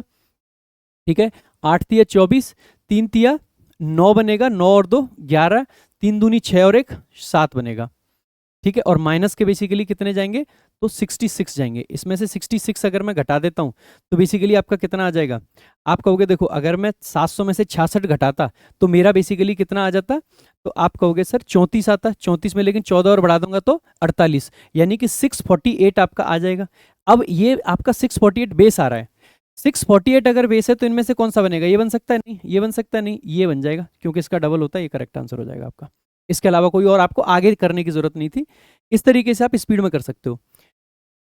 अभी और भी है भाई, ए और बी एक गर्म हवा के गुब्बारे के ठीक नीचे जमीन पर स्थित एक बिंदु के विपरीत दिशाओं में खड़े हैं।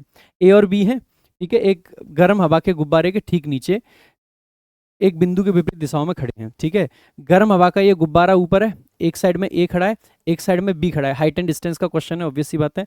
उनके बीच की जो दूरी है, तो ये अपन ए मान लेते हैं, ये अपन बी मान लेते हैं। बीच की मतलब ए बी कोई सा भी मान लेना, बीच की जो दूरी है ये 10 है। पूछा गया बेसिकली इनके 60 और 30 दे रखे हैं, इनमें से ए और बी कौन सा मानते हो कौन सा नहीं, बहुत ज़्यादा फर्क नहीं पड़ेगा, बस ये ध्यान रख लेना कि जो दूर वाला है ये 30 और ये आपका बेसिकली 60 डिग्री। ठीक है, अगर 60 डिग्री है तो मैं ये कह सकता हूँ भाई कि अगर ये √3 रहा होगा जो लंब है तो ये 1 रहा होगा, और 30 के लिए मैं क्या कहूँगा कि आप कहोगे कि सर अगर ये 1 होता है तो ये √3 होता है, तो अगर बेसिकली ये √3 है तो ये कितना हो जाएगा, √3 का भी √3 गुना 3 हो जाएगा, तो आप कहोगे सर 1 ये 3 ये टोटल आपका 4 है, और 4 की वैल्यू अपने को कितनी दे रखी है 10, तो पूछी कितनी क्या है, हमें गुब्बारे की ऊंचाई यानी कि √3 की वैल्यू पूछी रखी है, तो ये आपका बन जाएगा सो 5/2 √3, 5/2 मतलब 5/2 √3 कह लो, या फिर ऐसे कह लो 5√3/2। ठीक है, तो आप पाओगे 5√3/3 है, ये तो गलत हो जाएगा, 5√3/2 है, ये करेक्ट आंसर हो जाएगा डी ऑप्शन। इस तरीके से आप इसको कर सकते हैं। ये था मैथ्स का पोर्शन। बाकी भाई आप टॉपर्स विजडम पे ना ये इतनी सारी चीज़ें आपको मिल जाएंगी। ठीक है, जो मैंने अभी इतना अच्छे से आपको पढ़ाया है, आपको एक बार अप्रोचेस कैसी लगी ये जरूर बताना। तो आप कहोगे सर मैथ्स का तो कुछ है ही नहीं आपके ऐप पे, क्योंकि भाई मेरे ऐप पे सिर्फ इंग्लिश की चीज़ें हैं, तो इंग्लिश में कोई दिक्कत है तो आप ये बैचेस ले सकते हैं, लाइव ले सकते हैं, वीओडी ले सकते हैं, कोई भी। अब एक बार इंग्लिश का भी दिखा देता हूँ कि मैं इंग्लिश आपको कैसे करा सकता हूँ। ठीक है, मैथ्स कैसा लगा एक बार कमेंट बॉक्स में जरूर बताइएगा, और मुझे तो लगा कि बहुत डिफिकल्ट था भाई। ठीक है, मतलब 15 मिनट के हिसाब से, वैसे पेपर में ऐसा कोई क्वेश्चन नहीं था कि जिसकी कोई अप्रोच ऐसी थी कि भैया बच्चे को समझ ही नहीं आ रही है, but it was calculative, and because it was calculative तो फिर 15 मिनट में इसको सॉल्व करना it was near to impossible. इस क्वेश्चन पेपर में 50 नंबर लाना is near to impossible as per my opinion. ठीक है, मेरे हिसाब से। सो इंग्लिश की बात कर लेते हैं एक बार, एक एक करके सारे क्वेश्चन देखेंगे। द लीड रिसर्चर सेंटेंस का सब्जेक्ट है इज आपकी वर्ब है, वन ऑफ के बाद में प्लूरल नाउन आता है तो एक्सपर्ट्स आ रखा, आर्टिकल आता है, कोई दिक्कत की बात नहीं है। इन प्रेपोजिशन जिसका ऑब्जेक्ट है द फील्ड, हु आपका रिलेटिव प्रोनाउन है, रिलेटिव प्रोनाउन जब हु आता है वन ऑफ के बाद में तो इसका एंटीसीडेंट क्या बनता है, आप कहोगे सर ये एक्सपर्ट्स बनता है। अगर ये इसका एंटीसीडेंट है तो वर्ब कैसी आएगी, आप कहोगे प्लूरल आएगी, तो आप कहोगे हैव का यूज किया जाएगा ना कि हैज का। ठीक है, तो हैव प्लस वर्ब की थर्ड फॉर्म आर्ग्यूड, और कैसे आर्ग्यू करा कॉन्स्टेंटली, आप कहोगे आंसर देखो सी ऑप्शन में आ गया है। फॉर प्रेपोजिशन जिसका ऑब्जेक्ट है कंप्लीट ओवरऑल, किस चीज का overall, of the system. Sentence आसान था, देख लो अगला। इंग्लिश तो आपको आसान लगेगी, मैंने पढ़ाई है भाई, मैथ्स कहीं और से पढ़ के आए होंगे इसलिए डिफिकल्ट लग रहा होगा, इंग्लिश डिफिकल्ट लगे ऐसा पॉसिबल ही नहीं है। देखो, despite the sudden surge in customer complaints the new manager managed to dash. सबसे पहले कोप अप विथ दे रखा है भैया, कोप विथ होता है, कोप अप विथ कुछ नहीं होता है, सबसे पहले इसको एलिमिनेट कर देंगे। और ऐसे में ना मान लो आपको नहीं पता है तो मैं आपको एक चीज बताता हूँ, ये भी दे रखा है और ये भी दे रखा है, इसका मतलब पक्का आंसर यही रहा होगा, तो आप सेंस भी मत देखना, क्योंकि ये दिया ही इसीलिए जाता है कि आपको कंफ्यूज करना है कि ये वाला मार्क कर दो इसको छोड़ के, पक्का आंसर यही रहा होगा। फिर भी एक बार देख लेते हैं। कहा गया है कि सडन सर्ज था कस्टमर की कंप्लेंट्स में, फिर भी न्यू मैनेजर जो मैनेज कर पाया किस चीज को, प्रेशर को, और रिजॉल्व कर पाया इश्यू को। यानी कि बेसिकली मैनेज करने का सेंस ही तो ये होता है, कोप का मतलब होता है किसी चीज को बेसिकली बस मैनेज कर लेना, उस तक पहुंच जाना बेसिकली। लाइक मान लीजिए आप किसी चीज में पीछे रह गए तो बेसिकली उसको कोप करते हैं, उसके बराबर में पहुंचने का प्रयास करते हैं। ठीक है, beer up under, basically beer up तो सहन करने के सेंस में जनरली आता है, तो ये भी नहीं होगा। ठीक है, बियर डाउन भी नहीं होगा, ये बेसिकली कॉन्स्टेंटली भागने के सेंस में आता है। ठीक है, देखो आगे अगला आपका है it was a honour, it was an honour लिखते हैं ना कि अ ऑनर। ठीक है, अ मतलब वॉवल साउंड आता है, वॉवल साउंड आता है तो वन तो नहीं होगा, द नहीं होगा, एन ऑनर। ठीक है, पूरा सेंटेंस पढ़ने की क्या आपको नीड है, आई डोंट थिंक सो। ठीक है, इसमें नीड नहीं होगी। ऑनर नाउन होता है, सिंगुलर काउंटेबल नाउन होता है, आर्टिकल की नीड इसमें रहती है। ठीक है, आगे देखेंगे अगला क्वेश्चन आपका। Select the grammatically correct sentence every one of the boys. ध्यान रखेंगे ऑफ के पहले हमेशा एवरी वन 2 शब्द वाला आता है, 1 शब्द वाला नहीं आता है, क्योंकि एवरी वन सिंगुलर होता है तो वर्ब सिंगुलर आनी चाहिए, इसलिए इज का यूज करेंगे ना कि आर का। ठीक है, ये बॉयज प्लूरल सही था, इसके साथ गोइंग आ जाएगा, टू स्कूल आपका, बाकी सब सही था। द कलर सेंटेंस का सब्जेक्ट है ऑफ प्रेपोजिशन जिसका ऑब्जेक्ट है दीज ब्यूटीफुल फ्लावर्स। फ्लावर्स के कलर की बात कर रहे हैं, क्योंकि कलर आपका सब्जेक्ट था तो इज आपकी सिंगुलर वर्ब सही है, वो कैसा है, रेड है, everything looks correct. Neither he nor I, neither nor से, ईदर और से, नॉट ओनली बट ऑल से 2 सब्जेक्ट को जोड़ा जाता है तो वर्ब पास वाले के हिसाब से आती है, पास में आई है तो इसका नहीं एम का प्रयोग होता। ठीक है, राइस एंड करी आर माई फेवरेट फूड। अब आप जैसे ही देखोगे ना, राइस एंड करी यहाँ पे 2 अलग अलग चीजें नहीं है, अलग अलग होती हैं तो आइटम्स लिखते हैं, यहाँ पे एक सिंगल आइटम की तरीके से इसको ट्रीट कर रहे हैं, सिंगल आइटम है, इसका मतलब है कि राइस एंड करी is my favourite food item. ठीक है, तो बाकी सब गलत थे, बी ऑप्शन आपका करेक्ट था, तो वही ग्रामेटिकल एक सेंटेंस है। देखो अगला आपका क्या है, द फाइनेंस डिपार्टमेंट सेंटेंस का सब्जेक्ट है वॉज आपकी वर्ब है asked to account for. Account for का मतलब होता है टू बी रिस्पॉन्सिबल फॉर, जिम्मेदार होना। किस चीज के लिए, बेसिकली सिग्निफिकेंट डिस्क्रिपेंसी, जो बेसिकली कमी आई उसमें between the projected budget and the actual expenditure. Actual expenditure और जो प्रोजेक्टेड बजट था उसमें जो डिफरेंस आया, जो डिस्क्रिपेंसी आई है, उसके लिए जिम्मेदार ठहराने की बात है, तो account for looks correct. Account to नहीं होगा, अकाउंट विथ भी नहीं होगा, अकाउंट बाई भी नहीं होगा, ये दोनों तो होते नहीं स्टैंडर्ड, ये फिर भी चल जाता है अकाउंट टू समबडी, लेकिन अकाउंटेबल फॉर या अकाउंट फॉर ये आपका होता है, ठीक है। सो अकाउंटेबल एडजेक्टिव होता है, अकाउंट आपकी वर्ब होता है, no improvement is the correct answer, ठीक है। फॉर प्रेपोजिशन आता है। अगला क्वेश्चन देख लेंगे, the lead negotiator remained dash through out the heated debate, पूरे डिबेट के दौरान कैसा रहा। सो इम्पर्टरेबल, देखो पर्टर्ब्ड करके आपका एक एडजेक्टिव बनता है, डिस्टर्ब्ड होता है। इम्पर्टर्ब्ड का मतलब होता है कि जो डिस्टर्ब्ड ना हो, पर्टरेबल का मतलब होता है जो डिस्टर्ब करने लायक हो, जिसको डिस्टर्ब किया जा सकता है, और इम्पर्टरेबल का मतलब हो जाएगा जिसको डिस्टर्ब ना किया जा सके। आप यही कहोगे कि हीटेड आर्ग्यूमेंट था, फिर भी वो बेसिकली डिस्टर्ब्ड नहीं था। Refusing to let personal emotions cloud his judgement, ऐसा नहीं होने दिया कि पर्सनल जो उसके इमोशंस थे उसकी वजह से उसका जजमेंट खराब हो जाए। तो आप कहोगे कि सर लुक्स करेक्ट। पंक्टुलियस बेसिकली जो बिल्कुल पंक्चुअल होता है ना उसके लिए आता था, ये नहीं होगा। लोकेसियस जो बोलने वाला होता है। ऑब्सिक्वस बेसिकली जो सर्वाइलेंट मैनर होता है। आप कहोगे ये option is the correct answer. अगला क्वेश्चन देख लेते हैं, identify the segment in the sentence that contains grammatical error, the managing director as well as the department. देखो जब भी दो सेंटेंस, दो सब्जेक्ट को एज वेल एज से, अलोंग विथ से, टुगेदर विथ से, एंड नॉट से, एक्सक्लूडिंग, इंक्लूडिंग, इस तरीके के फ्रेजेस से जोड़ा जाता है, तो जो सब्जेक्ट होता है ना रियल वाला, वो ये वाला आपका बनता है। अगर ये आपका सब्जेक्ट है तो इसके हिसाब से वर्ब आएगी। तो द डिपार्टमेंट आपका, द डिपार्टमेंट हेड्स आपका वर्ब नहीं होगा, मैनेजिंग डायरेक्टर होगा। डायरेक्टर के हिसाब से वॉच का प्रयोग करेंगे, ना कि वर्ब का। ये करेक्ट आंसर हो जाएगा। प्रेजेंट आपका एडजेक्टिव है, एट प्रीपोजिशन, जिसका ऑब्जेक्ट है एनुअल कॉन्फ्रेंस। तो बाकी सब सही था, बी ऑप्शन में एरर हो जाएगा। अगला क्वेश्चन देख लेते हैं। तो ये कह रहा है कि select the sentence containing homonym. Homonym में बेसिकली जब भी इस तरीके के क्वेश्चन आए, आपको ये देखना है कि ओरिजिनल सेंटेंस में इस वर्ड का क्या मीनिंग है, और उसके बाद में 3 सेंटेंसेस में सेम सेंस में आया होगा, वो आंसर नहीं होंगे। जिसमें अलग सेंस में इसको यूज किया जाएगा वो आंसर होगा, ठीक है। So the local band perform, तो बैंड यहाँ पे बेसिकली जो म्यूजिक बजाने वाले होते हैं ना, उनकी बात कर रहे हैं हम, है ना। A selection of jazz classical, क्योंकि परफॉर्मेंस तो वही करेंगे ना। The high school marching band, अब हाई स्कूल का जो मार्चिंग बैंड था उसने प्रैक्टिस करी थी आर्ट्स, यहाँ पे भी बैंड लोगों का ग्रुप ही होगा। सो लुक्स मतलब सिमिलर, ठीक है। द जिमनास्ट वोर अ टाइट इलास्टिक बैंड, ये वो वाला बैंड है जो हाथ में पहनते हैं, ये तो डेफिनेटली डिफरेंट है, डेफिनेटली डिफरेंट है, तो ये करेक्ट आंसर होगा, पक्की बात है। बाकी एक बार चेक कर लेते हैं सबको। A famous rock band is scheduled to tour our country, देश में आ रहे हैं वही लोगों का ग्रुप अगेन, वंस अगेन, है ना। The wedding band played a beautiful song, वही गाने वाले लोगों का ग्रुप है, यानी कि सिर्फ बी ऑप्शन आपका करेक्ट आंसर है। अगला देख लेंगे, arrange the sentences in the correct order, such measures, which measures, however, however वाला सेंटेंस शुरू में नहीं आ सकता, ए से शुरुआत नहीं होगी, अच्छा कोई ऑप्शन है भी नहीं। जैसे ही मैं ऑप्शंस को देखता हूं ना, तो ऑप्शंस का पैटर्न देख के मैं एक चीज कह सकता हूं कि देखो 2 ऑप्शन ऐसे हैं जो बी से शुरू हो रहे हैं, एक सी से एक डी से, पूरे चांसेस हैं कि इनमें से एक करेक्ट आंसर होगा। दूसरा एक चीज ये भी कह सकते थे 3 ऑप्शन सी पे एंड हो रहे हैं, अक्सर करके पक्की बात है कि सी पे जो एंड होगा ना वही करेक्ट आंसर होगा। सो नाउ हमें ये डिसाइड करना है कि ए डी आएगा या डी आएगा, जस्ट इतना डिसीजन लेना है। एक बार देख लेते हैं, फिर भी एक बार बी सेंटेंस पढ़ लेते हैं कि urban planners are increasingly adopting green infrastructure to combat rising temperatures. जो अर्बन प्लानर्स हैं वो बेसिकली अडॉप्ट कर रहे हैं ग्रीन इंफ्रास्ट्रक्चर। और ए में कह रहा है सच मेजर्स, विच मेजर्स, क्या हमने किसी तरीके के मेजर्स की बात करी है? नहीं करी है। इसका मतलब है क्या बी के इमीडिएट बाद ए लगा सकता हूं? आप कहोगे नहीं लगाओगे, इसका मतलब ये ऑप्शन एलिमिनेट हो जाता है, एक ही ऑप्शन बचेगा, ये करेक्ट आंसर है आपका। एक बार देख लेते हैं कौन से मेजर्स की बात करेंगे। Integration of these natural elements, green infrastructure की बात कर रहे थे, उन्हीं एलिमेंट्स की बात करेंगे। इसमें रिक्वायर होता है क्या? Significant reallocation. किस चीज का रीएलोकेशन? पब्लिक फंड्स का। ये एक मेजर लिया गया है। और ये जो इस तरीके के मेजर्स होते हैं ये बेसिकली इनकाउंटर करते हैं स्टिफ रेजिस्टेंस। आप कहोगे सही बात है सर एकदम, है ना। तो इसका मतलब है कि डी के बाद ए आ सकता है, बट पहले नहीं। Jilsy had not told me that secret. अब देखोगे इसको बेसिकली वॉइस चेंज करवाने को कहा गया है। अच्छा इसमें एक चीज देखोगे, ये सब्जेक्ट है, हेल्पिंग वर्ब है, मेन वर्ब है, एक ऑब्जेक्ट और 2 ऑब्जेक्ट, यानी कि इनडायरेक्ट ऑब्जेक्ट और डायरेक्ट ऑब्जेक्ट दोनों दे रखे हैं, यानी इसके 2 पैसिव वॉइस पॉसिबल है।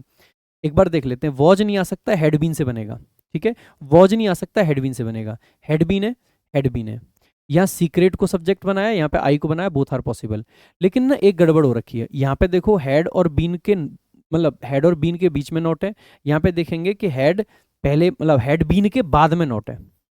आप पाओगे कि नॉट का प्रयोग फर्स्ट हेल्पिंग वर्ब के बाद होता है, ना कि बाद वाली के, तो ये गलत हो जाएगा। एक ही ऑप्शन बचा, यही करेक्ट आंसर। अगला क्वेश्चन देख लेते हैं भाई आपका। So alpha asked me if I had seen her keys. Alpha ने मुझसे पूछा कि क्या मैंने उसकी कीज देखी हैं। तो सबसे पहले सेज वाला ऑप्शन हटा देना, ठीक है। हैड सीन है यानी कि पास्ट का परफेक्ट टेंस है, किससे बना होगा? या तो पास्ट इंडेफिनिट से बनता है या फिर आपका प्रेजेंट के परफेक्ट से बनता है, ठीक है। एक बार देख लेते हैं। ये तो इफ वाला है, ये तो होगा नहीं क्योंकि हमें क्वेश्चन वाला चाहिए, ना कि कंडीशन वाला। Have you seen my keys और had you seen my keys, obvious सी बात है, हैड से दोबारा हैड में क्यों जाएंगे, ये तो स्टैंड अलोन सेंटेंस है। स्टैंड अलोन सेंटेंस आपके बेसिकली पास्ट के परफेक्ट टेंस में नहीं लिखे जाते हैं सामान्यतः, तो यही करेक्ट आंसर हो जाएगा। ठीक है, अगला क्वेश्चन देख लेते हैं भाई। आगे है आपका एक क्लोज टेस्ट, एक बार फटाफट से इसको देख लेते हैं। इन मार्च 1824 the first in a series of 3 conflict between Britain and Burma dash out. कहा गया कि मार्च 1824 में पहला एक सीरीज ऑफ 3 कन्फ्लिक्ट्स में 3 युद्ध के बीच की जो पहली सीरीज, मतलब 3 युद्ध की जो सीरीज थी, उनका पहला युद्ध बेसिकली पहला कन्फ्लिक्ट ब्रिटेन और बर्मा के बीच में होता है बेसिकली डैश आउट। अब एक तो पास्ट की बात है सारा, अच्छा पास्ट की फॉर्म दे रखे हैं, कोई दिक्कत नहीं है। क्या टेक आउट होता है, क्या केम आउट होता है, या ब्रेक आउट होता है, या फिर गो आउट होता है। सबसे पहले गो आउट का मतलब तो बाहर जाना होता है, ठीक है। अच्छा कम अबाउट का हो सकता है हैपन होना, लेकिन कम अबाउट होता है, कम आउट कुछ नहीं होता है, ठीक है। अच्छा टेक प्लेस आपका हो सकता था, टेक प्लेस, टेक प्लेस का मतलब है किसी चीज का होना, टेक प्लेस होना, कम अबाउट होना, ये हो सकते थे, ठीक है, इसका मतलब ही होता है होना, लेकिन वो तो है नहीं। तो ब्रेकआउट आपका, ब्रेकआउट जनरली फैलने के सेंस में भी लगा देते हैं और किसी चीज के होने के सेंस में भी लगा देते हैं, ठीक है। तो ब्रोकआउट आप कह सकते हैं कि युद्ध की शुरुआत हो गई, ठीक है। At the outset of hostilities, in hostilities के आउटसेट में, स्टार्टिंग में ही, Burma was an independent state ruled from Amarapura by the Konbaung dynasty. ये एक डायनेस्टी का नाम दे रखा है, जो उनका बेसिकली एक वंश था और इनके द्वारा इसको रूल किया जाता था, और ये एक इंडिपेंडेंट स्टेट था, ठीक है। बाई 1886, ये 1886, following the conclusion of a brief 3 week war, ये बेसिकली एक ब्रीफ 3 वीक का जो वॉर था उसके बाद में, द थर्ड वॉर जो था उसकी बात कर रहे हैं, एंड सब्सिक्वेंट पैसिफिकेशन कैंपेन, और उसके बाद में जो पैसिफिकेशन यानी पैसिफाई करने का जो कैंपेन चलाया गया था, Burma was dash a province of British India. 3 युद्ध के बाद में बर्मा को बेसिकली ब्रिटिश इंडिया का प्रोविंस बता दिया गया था।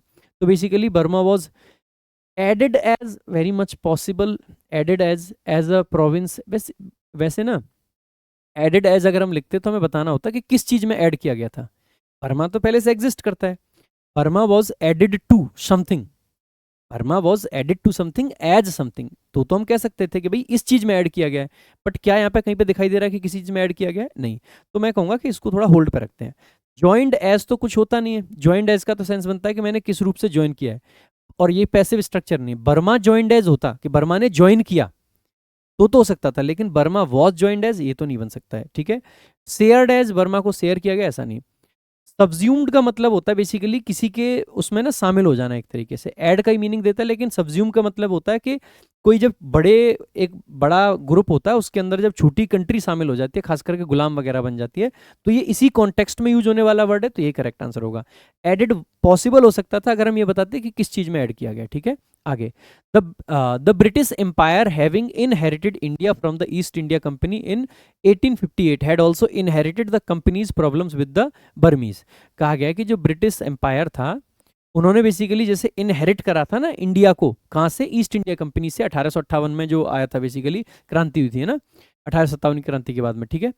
तो हैड ऑल्सो इनहेरिटेड, इन्होंने एक चीज और इनहेरिट कर ली साथ में, क्या, कि जो कंपनी की प्रॉब्लम थी बर्मा के साथ में उनको, which were brought to a dash in 1885। अब उन प्रॉब्लम्स को बेसिकली क्या किया गया, खत्म किया गया, कह सकते हो ना कि प्रॉब्लम्स का एक बेसिकली निष्कर्ष निकाल दिया गया, क्योंकि 1885 में बेसिकली बर्मा क्या हो जाता है, उनके अधीन आ जाता है। तो basically brought to a what, तो brought to a conclusion, brought to a stop, brought to a halt, brought to a finish. देखो सबसे पहले ब्रॉट टू अ फिनिश नहीं होगा, ब्रॉट टू अ स्टॉप नहीं होगा, ब्रॉट टू हाल्ट फिर भी पॉसिबल होता है, लेकिन उनको ना हॉल्ट नहीं किया गया था, बेसिकली एक कंक्लूजन उनका निकाला गया था। This looks the best possible answer, ठीक है। किंग थिवोमिन, ये जो थिवोमिन थे, द लास्ट कॉनबोंग किंग, जो लास्ट किंग थे, travelled into dash in India.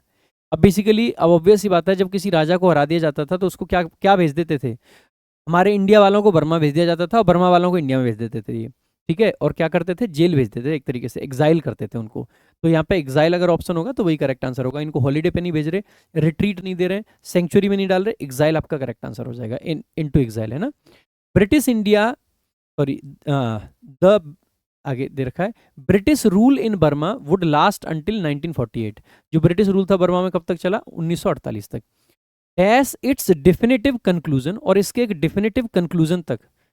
अब आप कहोगे डैश इट्स डेफिनेटिव कंक्लूजन, अब जैसे ही देखोगे इट्स डेफिनेटिव कंक्लूजन क्या है, आप कहोगे नाउन है, नाउन है तो बेसिकली आगे दे रखा है व्हेन कंजंक्शन है, इट आपकी सब्जेक्ट है, बिगन आपकी वर्ब है, ठीक है यहाँ तक। और उसके बाद में the first Anglo Burmese war, ये सब्जेक्ट है, ये आपकी वर्ब है। इसका मतलब है आगे सब्जेक्ट वर्ब आ रखे हैं, तो ये जो है ये क्या बनेगा, आप कहोगे सर ये ऑब्जेक्ट बन सकता है। ऑब्जेक्ट है यानी कि इससे पहले में क्या चाहिए, कोई ना कोई प्रपोजिशन चाहिए। ऑल्दो कंजंक्शन होता है, बिकॉज कंजंक्शन होता है, हाउएवर एडवर्ब होता है, डिस्पाइट प्रपोजिशन होता है, ये करेक्ट आंसर हो जाएगा। आगे एक बार पूरा पढ़ लेना आप लोग, ये ऑब्वियसली आपका जीएस का एक पैसेज है। ऐसे पैसेज परेशान कर सकते हैं क्योंकि हिस्टोरिक पैसेजेस हैं और इनमें कुछ वर्ड्स ऐसे मिल सकते हैं जो डिफिकल्ट लगे आपको। Identify the correctly spelled word.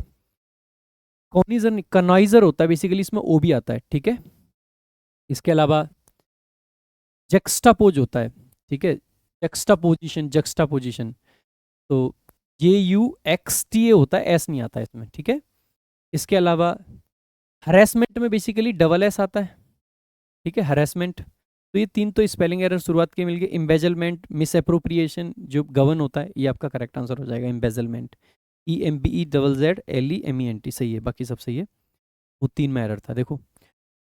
Synonym पूछा है किसका, इलिबरल। लिबरल का मतलब होता है जहाँ पे आज़ादी हो, तो इलिबरल का मतलब जहाँ पे आज़ादी ना हो, तो सटल नहीं होगा, इंक्लाइन नहीं होगा, बसलिंग नहीं होगा, ऑपरेसिव करेक्ट आंसर हो जाएगा। देखो अगला, नटोरिटी, नटोरियस होता है जो नेगेटिवली फेमस होता है, इसका क्या पूछा है, एंटोनिम पूछा है, ठीक है। तो ये नेगेटिव वर्ड है, एब्जेक्ट भी नेगेटिव है, नफरत नहीं बनेगा। रिनाउन का मतलब क्या है, जो जाना पहचाना होता है, ये पॉजिटिव होता है। रिनाउंड आपने सुना होगा ना, तो रिनाउन आपका करेक्ट एंटोनिम बन जाएगा। आइडियोसी तो मूर्खता होता है।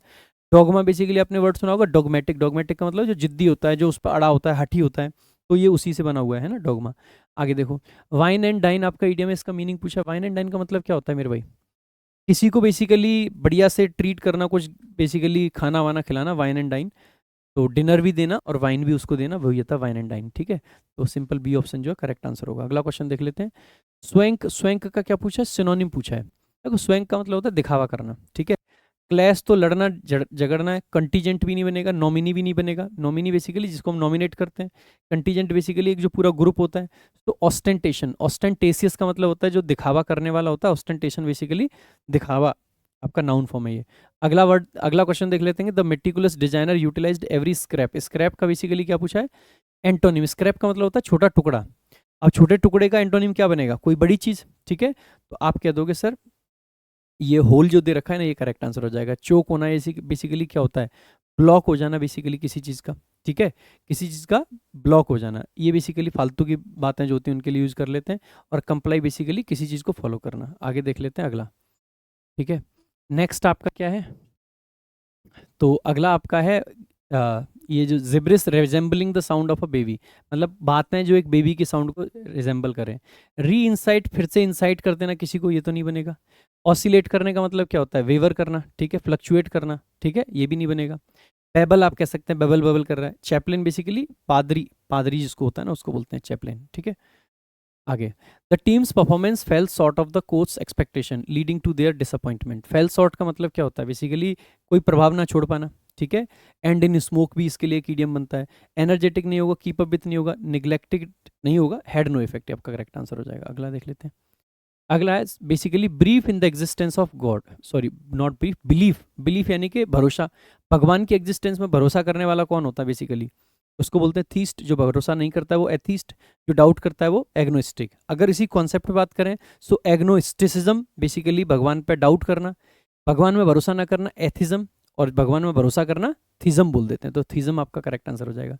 वाइल बेसिकली कोई चीज़ जो गंदी होती है, बेकार होती है, ठीक है, जो खराब है, ठीक है। सॉफ बेसिकली जो अच्छा होता है, और एथिज्म बेसिकली इसके एंटोनिम में आ जाएगा। अगले देखेंगे। तो ये था भाई इंग्लिश का part. I hope you must have enjoyed this part as well, है ना। तो इंग्लिश फिर भी आसान थी, मैथ्स तो भाई एकदम कति हिला देने वाला था। इंग्लिश में 25 में से 25 क्वेश्चन न सिर्फ अटेम्प्ट करे जा सकते हैं बल्कि करेक्ट किए जा सकते हैं। तो इंग्लिश में आपके 50 आने चाहिए। मैथ्स में जो आ जाए भगवान की इच्छा है आपकी और भगवान की, ठीक है।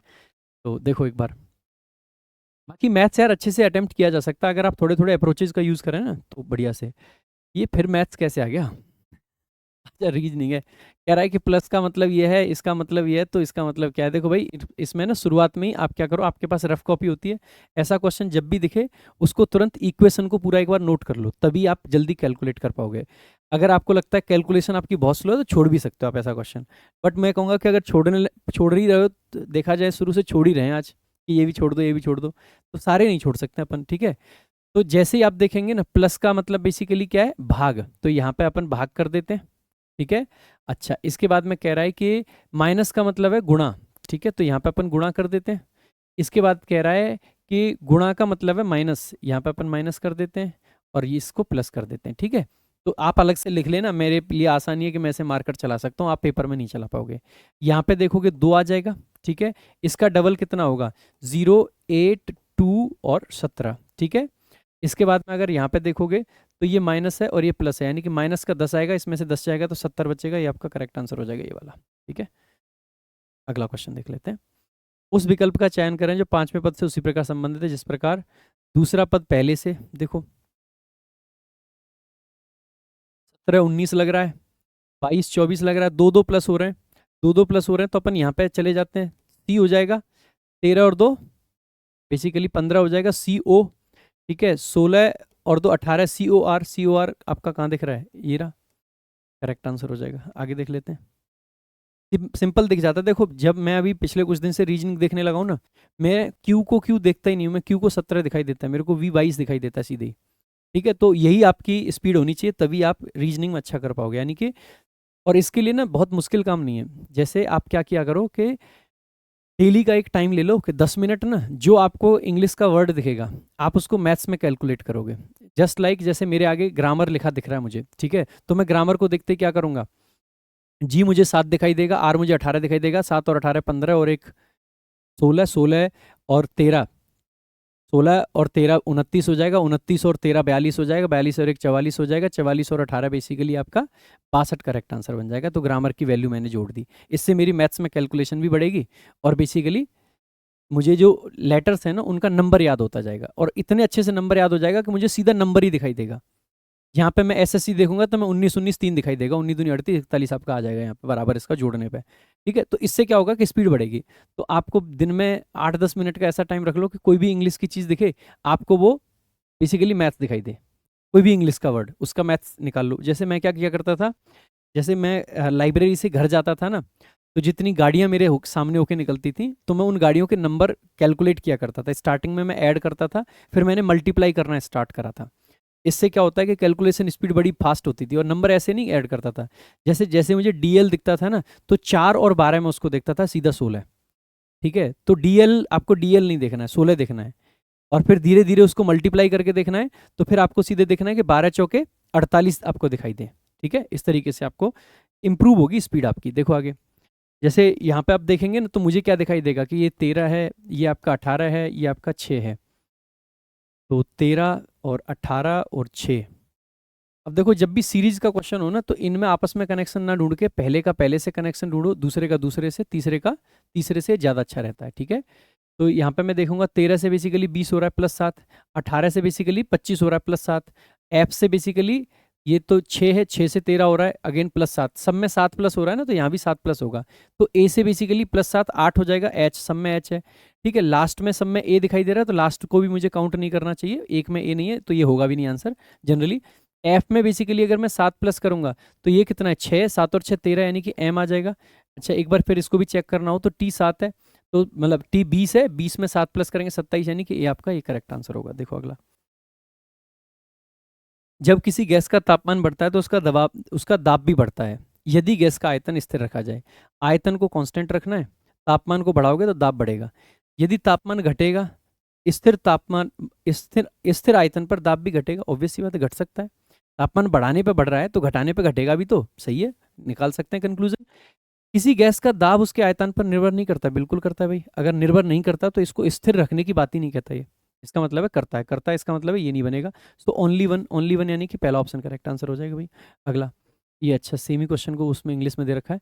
एब्रोगेट का संबंध इनेक्ट से है। एब्रोगेट का एंटोनिम होता है इनेक्ट भाई। एब्रोगेट का मतलब होता है हटा देना, इनेक्ट बेसिकली कोई लाना, ये तो वोकेबलरी है आपकी। तो उसी प्रकार इफेमेरल का किससे हो जाएगा, कोई चीज़ परमानेंट, तो ब्रीफ एंटोनिम बनेगा, ट्रांजिएंट एंटोनिम बनेगा, पंजेंट अनरिलेटेड है, फ्लीटिंग एंटोनिम है। देखो 3 तो एंटोनिम है, पंजेंट कायदे से तो अनरिलेटेड है, पंजेंट तो बेसिकली तीखे के सेंस में आता है, तो बट यहाँ पे तो यही बन सकता है, कोई और ऑप्शन है ही नहीं। इफेमरल का मतलब है शॉर्ट लास्टिंग, पंजेंट कोई ऐसा स्ट्रॉन्ग टेस्ट जो होता है, थोड़ा सा जो देर तक आपके रुक जाए, तो उस सेंस में हो सकता है ले लिया हो। बाकी तो ये 3 तो सिनोनिम ही थे, है ना। अगला आपका जो क्वेश्चन है ये क्या है, 3 कृषि प्रकार से एक समान है और एक हटाना है। तो RIK KPS GTW, देखो दो में वॉवल हैं, दो में नहीं है, तो वॉवल वाला नहीं लॉजिक लगेगा। एक चीज जो मेरे को तुरंत ही दिख रही है वो क्या है कि R और I इंस्पेक्टर से हम याद रखते हैं ना, अपोजिट होते हैं। K और P कविता प्रशांत, ऐसे करके याद रख सकते हैं आप अपनी जिंदगी में कोई रिलेट करके, ठीक है। तो GT, तो GT रोड इस तरीके से याद रखते थे ना, और FU फुल से याद रख लेते हैं, ठीक है। तो ये तो अपोजिट वाले मैच कर रहे हैं, अपोजिट वाले मैच हैं। 9 और 2 11 है, और ये बेसिकली 16 और 3 19 है, ये 3 प्लस है, 2 प्लस है। ये 20 और 3 23 है, ये 3 प्लस है। ये बेसिकली 21 और 3 24 है, यानी कि बाकी सब में 3 प्लस थे, इसमें 2 प्लस थे, तो यही करेक्ट आंसर होगा। अगला देख लेते हैं।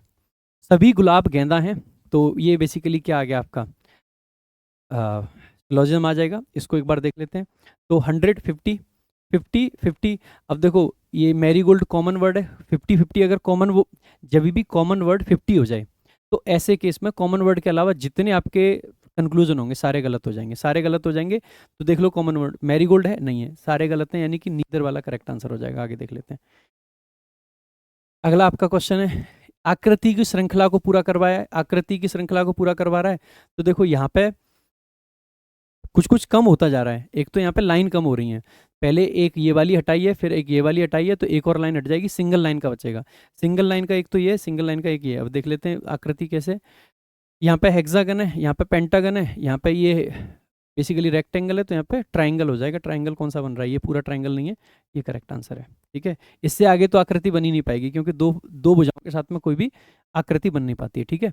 अगला देख लेते हैं। 12 3 1.5 1.5 3, ऐसे नहीं लग रहा है कि रिवर्स सीरीज चल रही हो, इधर इधर इधर इधर, है ना, ये बन जाएगा। बाकी हो सकता है ऐसे ना करके आप ऐसे भी रख सकते हो ना। ये वाली अगर ऐसी सीरीज कभी दिखे ना कि रिवर्स ऑर्डर चल रहा है, तो हमेशा मल्टीप्लिकेशन से चलता है। ये कितना है इसका, आप कहोगे सर ये 1/4 है। ये कितना है इसका, ये आधा है, यानी कि 1/2 है। ये कितना है इसका, 1 है, यानी कि नीचे वाला जो है ना वो बेसिकली हर बार 2 से बढ़ता जा रहा है, ठीक है। तो अगला वाला क्या हो जाएगा इसका, डिवाइड इंटू 2 हो जाएगा, अगला वाला इंटू 4 हो जाएगा, उससे अगला वाला इंटू 8 हो जाएगा, इंटू 4 होगा तो 4 3 12 वैसे ही बन जाएगा। सिंपल क्वेश्चन था भाई। कहाँ गया भाई, देखो आगे, ठीक है। अगला क्वेश्चन आपका, अगला है निश्चित कूट भाषा में फ्लेम को 37 लिख रहे हैं और इसको इतना लिख रहे हैं। एक बार देखो ऐसे क्वेश्चन जब भी आते हैं, क्योंकि इतनी बड़ी संख्या को छोटा सा वो लिख रहे हैं, मैक्सिमम चांसेस हैं कि जोड़ के लिख रहे होंगे। एक किसी वर्ड को कंफर्म कर लेना, उससे ही काम चल जाएगा। ये छोटा है, इसी को कंफर्म करना चाहिए, इसमें जाएंगे तो कैलकुलेशन में गलती होने के चांसेस रहते हैं, इसको कंफर्म कर लेना। तो एफ से देखोगे ना, तो एफ आपको 6 12 और 6 18 और एक 19 और 13 32 और 5 37, ये बन रहा है आपका। तो इसको बेसिकली कर लेना, 18 और 3 21 15 36 36 और 14 बेसिकली आपका 50 और 23 73 आपका करेक्ट आंसर हो जाएगा, ठीक है। इस तरीके से अब देखो ये चीज़ काम आ गई कि नहीं तुरंत ही। अगर आपकी कैलकुलेशन स्पीड है तो ये चीज़ें आपके लिए सिंपल रहेंगी, अगर कैलकुलेशन स्पीड नहीं है ना तो आपके लिए बहुत मुश्किल हो जाएंगी। कह रहे हैं कि 6 दोस्त हैं, अमन रोहित कुणाल साहिल दीपक और विकास, एक 6 मंजिल इमारत में रहते हैं। भूतल को 1 नंबर दिया जा रहा है, यानी कि ऊपर वाली को 6 नंबर दिया जा रहा है। तो प्रत्येक व्यक्ति अलग अलग मंजिल पे है। तो पूछा है बेसिकली ये 4 5 चीज़ें दे रखी हैं। अमन विषम संख्या वाली मंजिल पर रहता है, और लास्ट में ना क्वेश्चन पे ध्यान दे लेते हैं, चौथी मंजिल पर कौन है। एक तो चौथी मंजिल पर अमन नहीं रह सकता है, क्योंकि अमन तो विषम संख्या है, तो अमन आपका ऑप्शन हट जाएगा यहाँ से, है ना। देखो आगे, रोहित कुणाल के ठीक ऊपर रहता है, ठीक है, यानी कि ये रोहित है और ये आपका कुणाल है जी, ठीक है। एक बार ये देख लेना, 1 2 3 4 ऐसे बना लेते हैं, 6 5 4 3 2 1, ठीक है। ये रोहित कुणाल ऐसे करके रह रहे होंगे। साहिल सबसे ऊपर वाली मंजिल पर रहता है, तो साहिल साहब सबसे ऊपर पहुंच जाएंगे, ये रहे साहिल साहब, ठीक है। आगे, दीपक 1वीं या 6ठी मंजिल पर नहीं रहता है, तो दीपक कहाँ रहेगा। देखो अगर मैं ये कहूँ, विकास अमन और दीपक के बीच किसी मंजिल पर रहता है, विकास अमन और दीपक के बीच रह रहा है, ठीक है। अगर दीपक को देखो मैं यहाँ मान लेता हूँ कि यहाँ दीपक है, तो ये विकास होगा, ये आपका अमन होगा, ठीक है। तो फिर मुझे आर और के को मैं ले पाऊंगा कहीं, आप कहोगे सर नहीं ले पाओगे, ठीक है। और दीपक 1वीं मंजिल पे तो रह ही नहीं रहा है, लेकिन अगर दीपक को मैं यहाँ ले लूँ चौथी मंजिल पे, और बेसिकली अमन को मैं यहाँ ले लूँ, तो क्या बन पाएगा? आप कहोगे नहीं, क्योंकि अमन बेसिकली विषम संख्या में रहता है। तो क्या मैं ऐसे ले सकता हूँ कि अमन को पहले पे ले लूँ विषम संख्या पे, और अमन के और बेसिकली दीपक के बीच में विकास को रख दूँ, विकास यहाँ, तो अमन बेसिकली यहाँ नीचे, तो दीपक बेसिकली यहाँ आ जाएगा। ये ऊपर नीचे भी कर सकते हैं, नीचे इसलिए नहीं कर रहे हैं क्योंकि दीपक को सबसे नीचे नहीं रखना है, ये यहाँ पे लिख रखा है, ठीक है, दीपक छठी है, इस पे नहीं रहता है। तो आर और के बेसिकली कहाँ आ गए, ये आ गया आर और ये आ गया के, यानी कि चौथी मंजिल पे कौन आ रहा है? कुणाल आ रहा है, ये करेक्ट आंसर हो जाएगा। ठीक है, अगर आर और के को मैं ऐसे ले लेता कि आर यहाँ पे ले लेता, के यहाँ ले लेता, और इन सबको ऊपर कर देता, तो यहाँ पे आप कहते हैं कि सर अमन को ले सकते थे, यहाँ पे विकास को, और यहाँ पे दीपक को। ये लेकिन विकास बीच में आता है, इनको ऊपर नीचे करते तो भी विकास बीच में आता है, और विकास का ऑप्शन नहीं दे रखा है। तो या तो चौथी मंजिल पे विकास आ सकता था या कुणाल आ सकता था, तो कुणाल ऑप्शन में वही करेक्ट आंसर है। हम पहली बार में कुणाल पहुंच गए बाई चांस। देखो, टीचर में ऐसे कितने अक्षर युग में जिनके बीच उतने अक्षर जितने अंग्रेजी वर्णमाला में उनके बीच में होते हैं। तो सिंपल सी बात है, जब भी ऐसा देखेगा तो 20, 5, 1, 3, 8, 5, 18, सिंपल ऐसे आपको लिख देना है। तो देखो 5, 6, 7, 8, 20 से मुझे चेक करने की जरूरत ही नहीं, क्योंकि 20 के आगे का कुछ है ही नहीं आगे। तो मैंने सीधा 5 से चेक किया, तो एक तो 5 और 8 वाला आ गया, ठीक है जी। इसके बाद में एक के बाद में 2, 3, 4, 5 कोई नहीं बन पाएगा, ठीक है। यहाँ से अगर मैं 3 से देखूँ तो 4 और 5, तो दूसरा आपका युग्म ये आ जाता है, ठीक है। इसके अलावा मैं और देखूँ तो और कहाँ पे बन सकता है आपका, तो आप पाओगे कि सर 8 से अगर मैं देखता हूँ तो 9, मतलब 9, 10 ये वाला भी नहीं बन पाएगा। अगर मैं रिवर्स में देखूँ ना, पीछे की साइड में कुछ बन पा रहा है कि नहीं बन पा रहा है, तो आप पाओगे कि एक के बाद में 2, 3, एक था ये, तो 2, 3, 4 नहीं बन पाएगा, ठीक है। 3, 4, 3, 2, 1 ये भी नहीं बन पा रहा है, ठीक है। अच्छा, एक चीज़ ये जरूर बन जाएगी कि 3 के बाद में 4 और एक 5, तो आप पाओगे कि 3 युग्म आपके बेसिकली बन पा रहे हैं और कुछ नहीं बनेगा। 3 बन पा रहे हैं क्योंकि लिख रखा है ना आगे पीछे दोनों, तो 3 आपका करेक्ट आंसर हो जाएगा, ठीक है। तो एक तो 5, 8 बन रहा है, एक 3, 5 बन रहा है, एक 3, 5 और बन रहा है, ठीक है। देखो आगे अगला कह रहा है कि 15 और ये है, 19 और ये है, ये तो मुझे सीधे सीधे क्यूब दिखाई दे रहे हैं। ये आपका कितने का क्यूब होता है? 13 का। ये कितने का क्यूब आपका होता है? 4913। 17 का, ठीक है। यानी कि -2 करके क्यूब कर रहे हैं। ये बेसिकली कितने का होता है? 14 का होता है।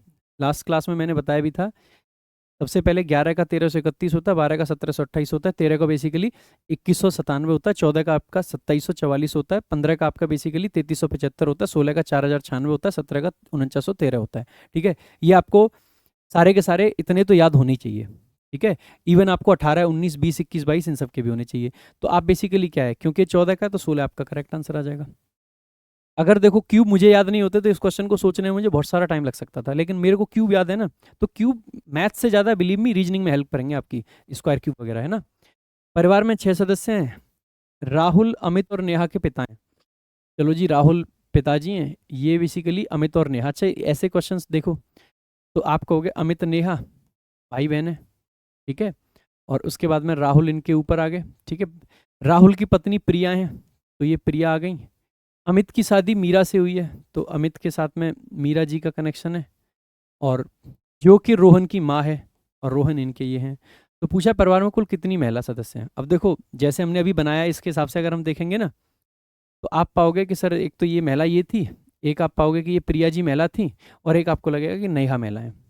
लेकिन यार नेहा अगर किसी का मन करे और अपने लड़के का नाम रख दे तो रख तो सकता ही है, नहीं रख सकता है? ऐसे ही जैसे हमने नीचे रोहन लिखा है, अब किसी का मन था कि हम तो अपनी बेटी का नाम रोहन रखेंगे, वेरी मच पॉसिबल। क्या यहाँ पे कहीं ऐसा लिखा है कि रोहन लड़का है? नहीं लिखा। क्या ऐसा लिखा है कि नेहा लड़की है? नहीं लिखा।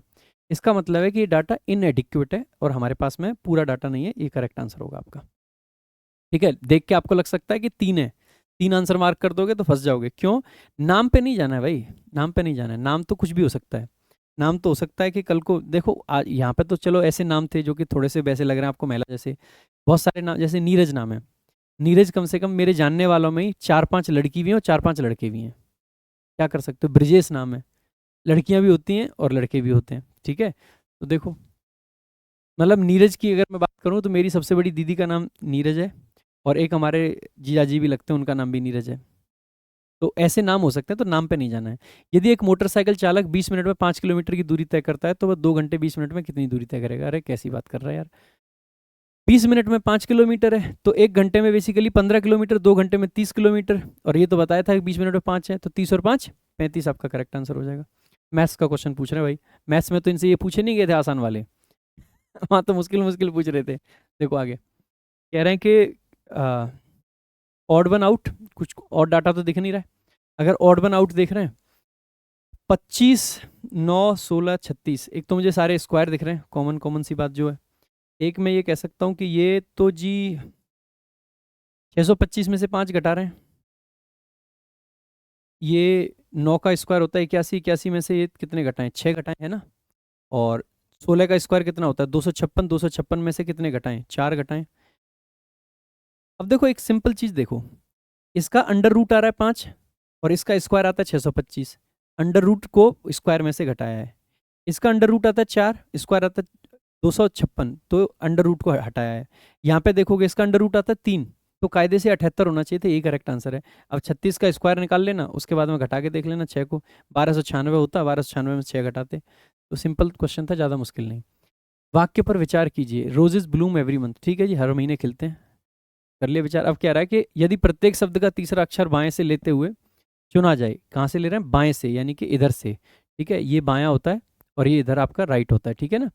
तो बाएं से लेते हुए चुना जाए तो निम्नलिखित में से कौन सा अक्षर समूह, फिर विचार क्यों करवा रहे थे यार इस पे, विचार हम तो कह रहे हैं कि रोजेज हर महीने खिलते हैं, उसकी तो बात ही नहीं, तीसरा तीसरा लेना, 1 2 3 और 4, SOEN कौन सा बनेगा, पहला ही ऑप्शन दे रखा है। अरे यार विचार करने की कही थी और कुछ नहीं करा। मैमल्स, क्रोकोडाइल और कैपिबेरा। देखो अब अगर आपको ये कैपिबेरा के बारे में नहीं पता है तो फंस जाओगे। क्रोकोडाइल तो रेप्टाइल्स होते हैं और कैपिबेरा बेसिकली मैमल्स के अंदर आता है, तो आप कहोगे कि ये मैमल्स हैं, ये कैपिबेरा है और ये क्रोकोडाइल है। कौन सा ऑप्शन बन रहा है, सी ऑप्शन, ये करेक्ट आंसर है। देखो आगे जीएस का क्वेश्चन है अल्टीमेटली, अगर जीएस पता है तो ठीक है, नहीं तो स्टिकर को बेसिकली क्या लिख रहे हैं, स्टिकिस्टर, लग तो ऐसे रहा है जैसे यही सारे के सारे वर्ड्स हों, अब लेकिन किस ऑर्डर में अरेंज करें देख लेते हैं। पिक्सल को भी वही सारे के सारे हैं, बढ़ते क्रम में भाई, 3 5 9 11 18 19 20, ठीक है, बढ़ता क्रम है, बढ़ता क्रम। अब आपको ये भी नहीं देखना है क्या है, सारे बढ़ते क्रम के देख लेने। तो आप देखोगे कि 1 5 8 8 20 12 गलत हो जाएगा, 1 8 8 5 छूट गया है, 1 5 8 12 8 गलत हो जाएगा, 1 5 8 8 12 20 25, मतलब यही करेक्ट आंसर होगा, गलत नहीं करना है इसको। देखो आगे यहाँ पे स्पीड कम आएगी, अगर लेटर आपको स्पीड में याद है ना तो आप इजीली कर पाओगे, नहीं तो नहीं कर पाओगे। कह रहा है कि देखो जी फिर से वही गणितीय संक्रियाएं, ये इतना बड़ा डाटा आता है ना, मैं समझ जाता हूँ कि ये ऑड वन आउट करवा रहे हैं हमसे, नहीं तो ये रीजनिंग में अगर इसको पढ़ने लग गए ना डाटा को तो फंस जाओगे भाई।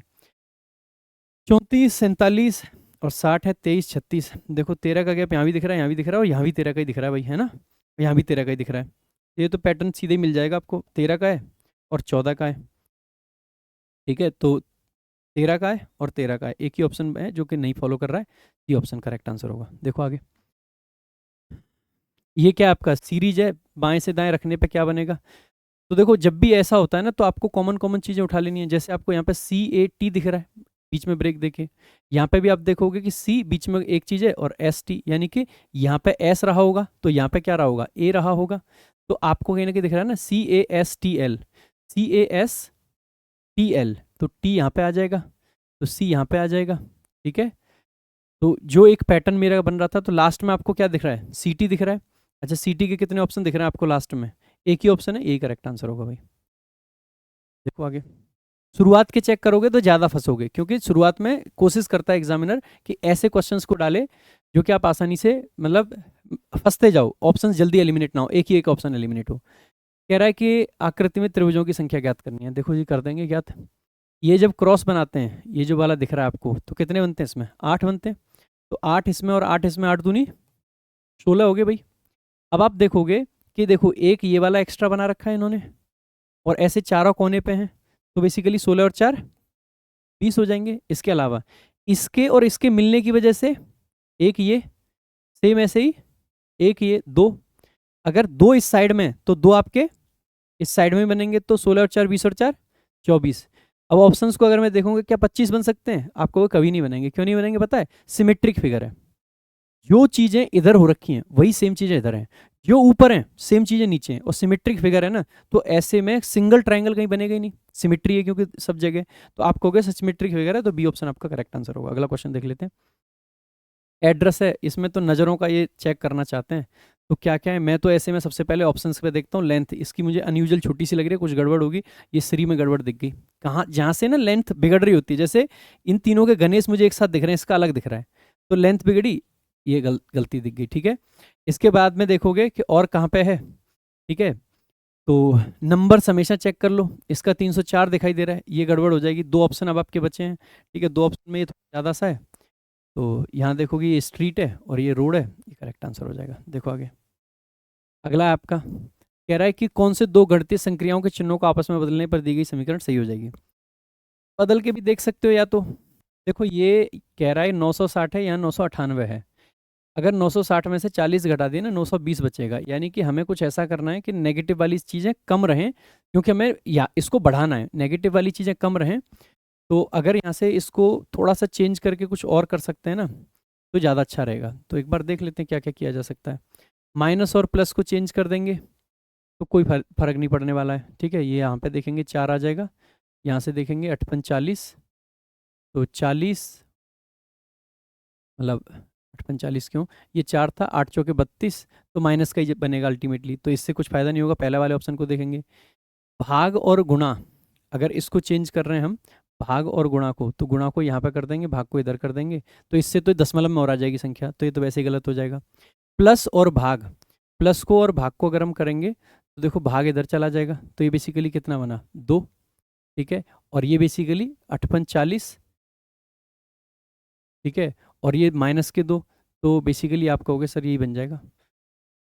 कैसे बना, माइन ये माइनस का 2 40 में से हट जाएगा 38, 960 और 38 कितना बनेगा 998, करेक्ट आंसर है ना। लास्ट वाले को देखने की जरूरत नहीं पड़ेगी। देखो आगे, 7 का संबंध इतने से है, ये तो 49 का वो है स्क्वायर। ठीक है, तो 9 का संबंध किससे होगा। अब 49 का 7 से संबंध कैसे निकाल सकता हूँ, 7 का स्क्वायर उसका भी स्क्वायर, तो 9 का स्क्वायर क्या होता है, आप कहोगे 81। 81 का स्क्वायर क्या बनेगा, 81 के स्क्वायर में लास्ट में क्या बनेगा, एक ही आएगा। कितने ऑप्शन में एक दिखाई दे रहा है, यही बनेगा। 81 का स्क्वायर 81 तो नहीं बन सकता है, तो करेक्ट आंसर हो जाएगा ये ऑप्शन। नेक्स्ट देख लेते हैं भाई। ये था पूरा का पूरा mock test, and I hope you must have enjoyed the video. अच्छा लगा होगा आपको, थोड़ा सा स्पीड करने की कोशिश करिए रीजनिंग को भी, बिकॉज मैथ्स में थोड़ा सा ज़्यादा टाइम लगा था, because maths was calculative and it was really calculative. ठीक है, आई होप आपको अच्छा लगा होगा। आप भाई हमारे एप्लीकेशन पर जाकर इंग्लिश स्पेशल वीओडी बैच ले सकते हैं, इंग्लिश स्पेशल लाइव बैच ले सकते हैं। इसके अलावा बहुत सारा फ्री कंटेंट भी आपको मिलता है, जहाँ पे आपको रीडिंग का बहुत सारा पार्ट मिलता है, आपको बहुत सारा पीवाईपी जो डिक्शनरी है ना, वो अपने आप में खास चीज़ है हमारी, वो आप फॉलो कर सकते हैं। और भी बहुत सारी चीज़ें जो कि आप फ़ायदा उठा सकते हैं। बाकी अगर अच्छा लगा है सब कुछ, तो एक बार भाई वीडियो को शेयर जरूर करना। मैथ्स को लेके स्पेशली आपको अप्रोचेज कैसी लगी एक बार वो जरूर बताना। रीजनिंग के लिए भी बता सकते हैं, और इंग्लिश तो आपका अपना सब्जेक्ट है ही, तो उसके लिए भी बताना। ठीक है, thank you so much. Telegram join कर लेना, प्रशांत सोलंकी इंग्लिश। जय हिंद, जय भारत।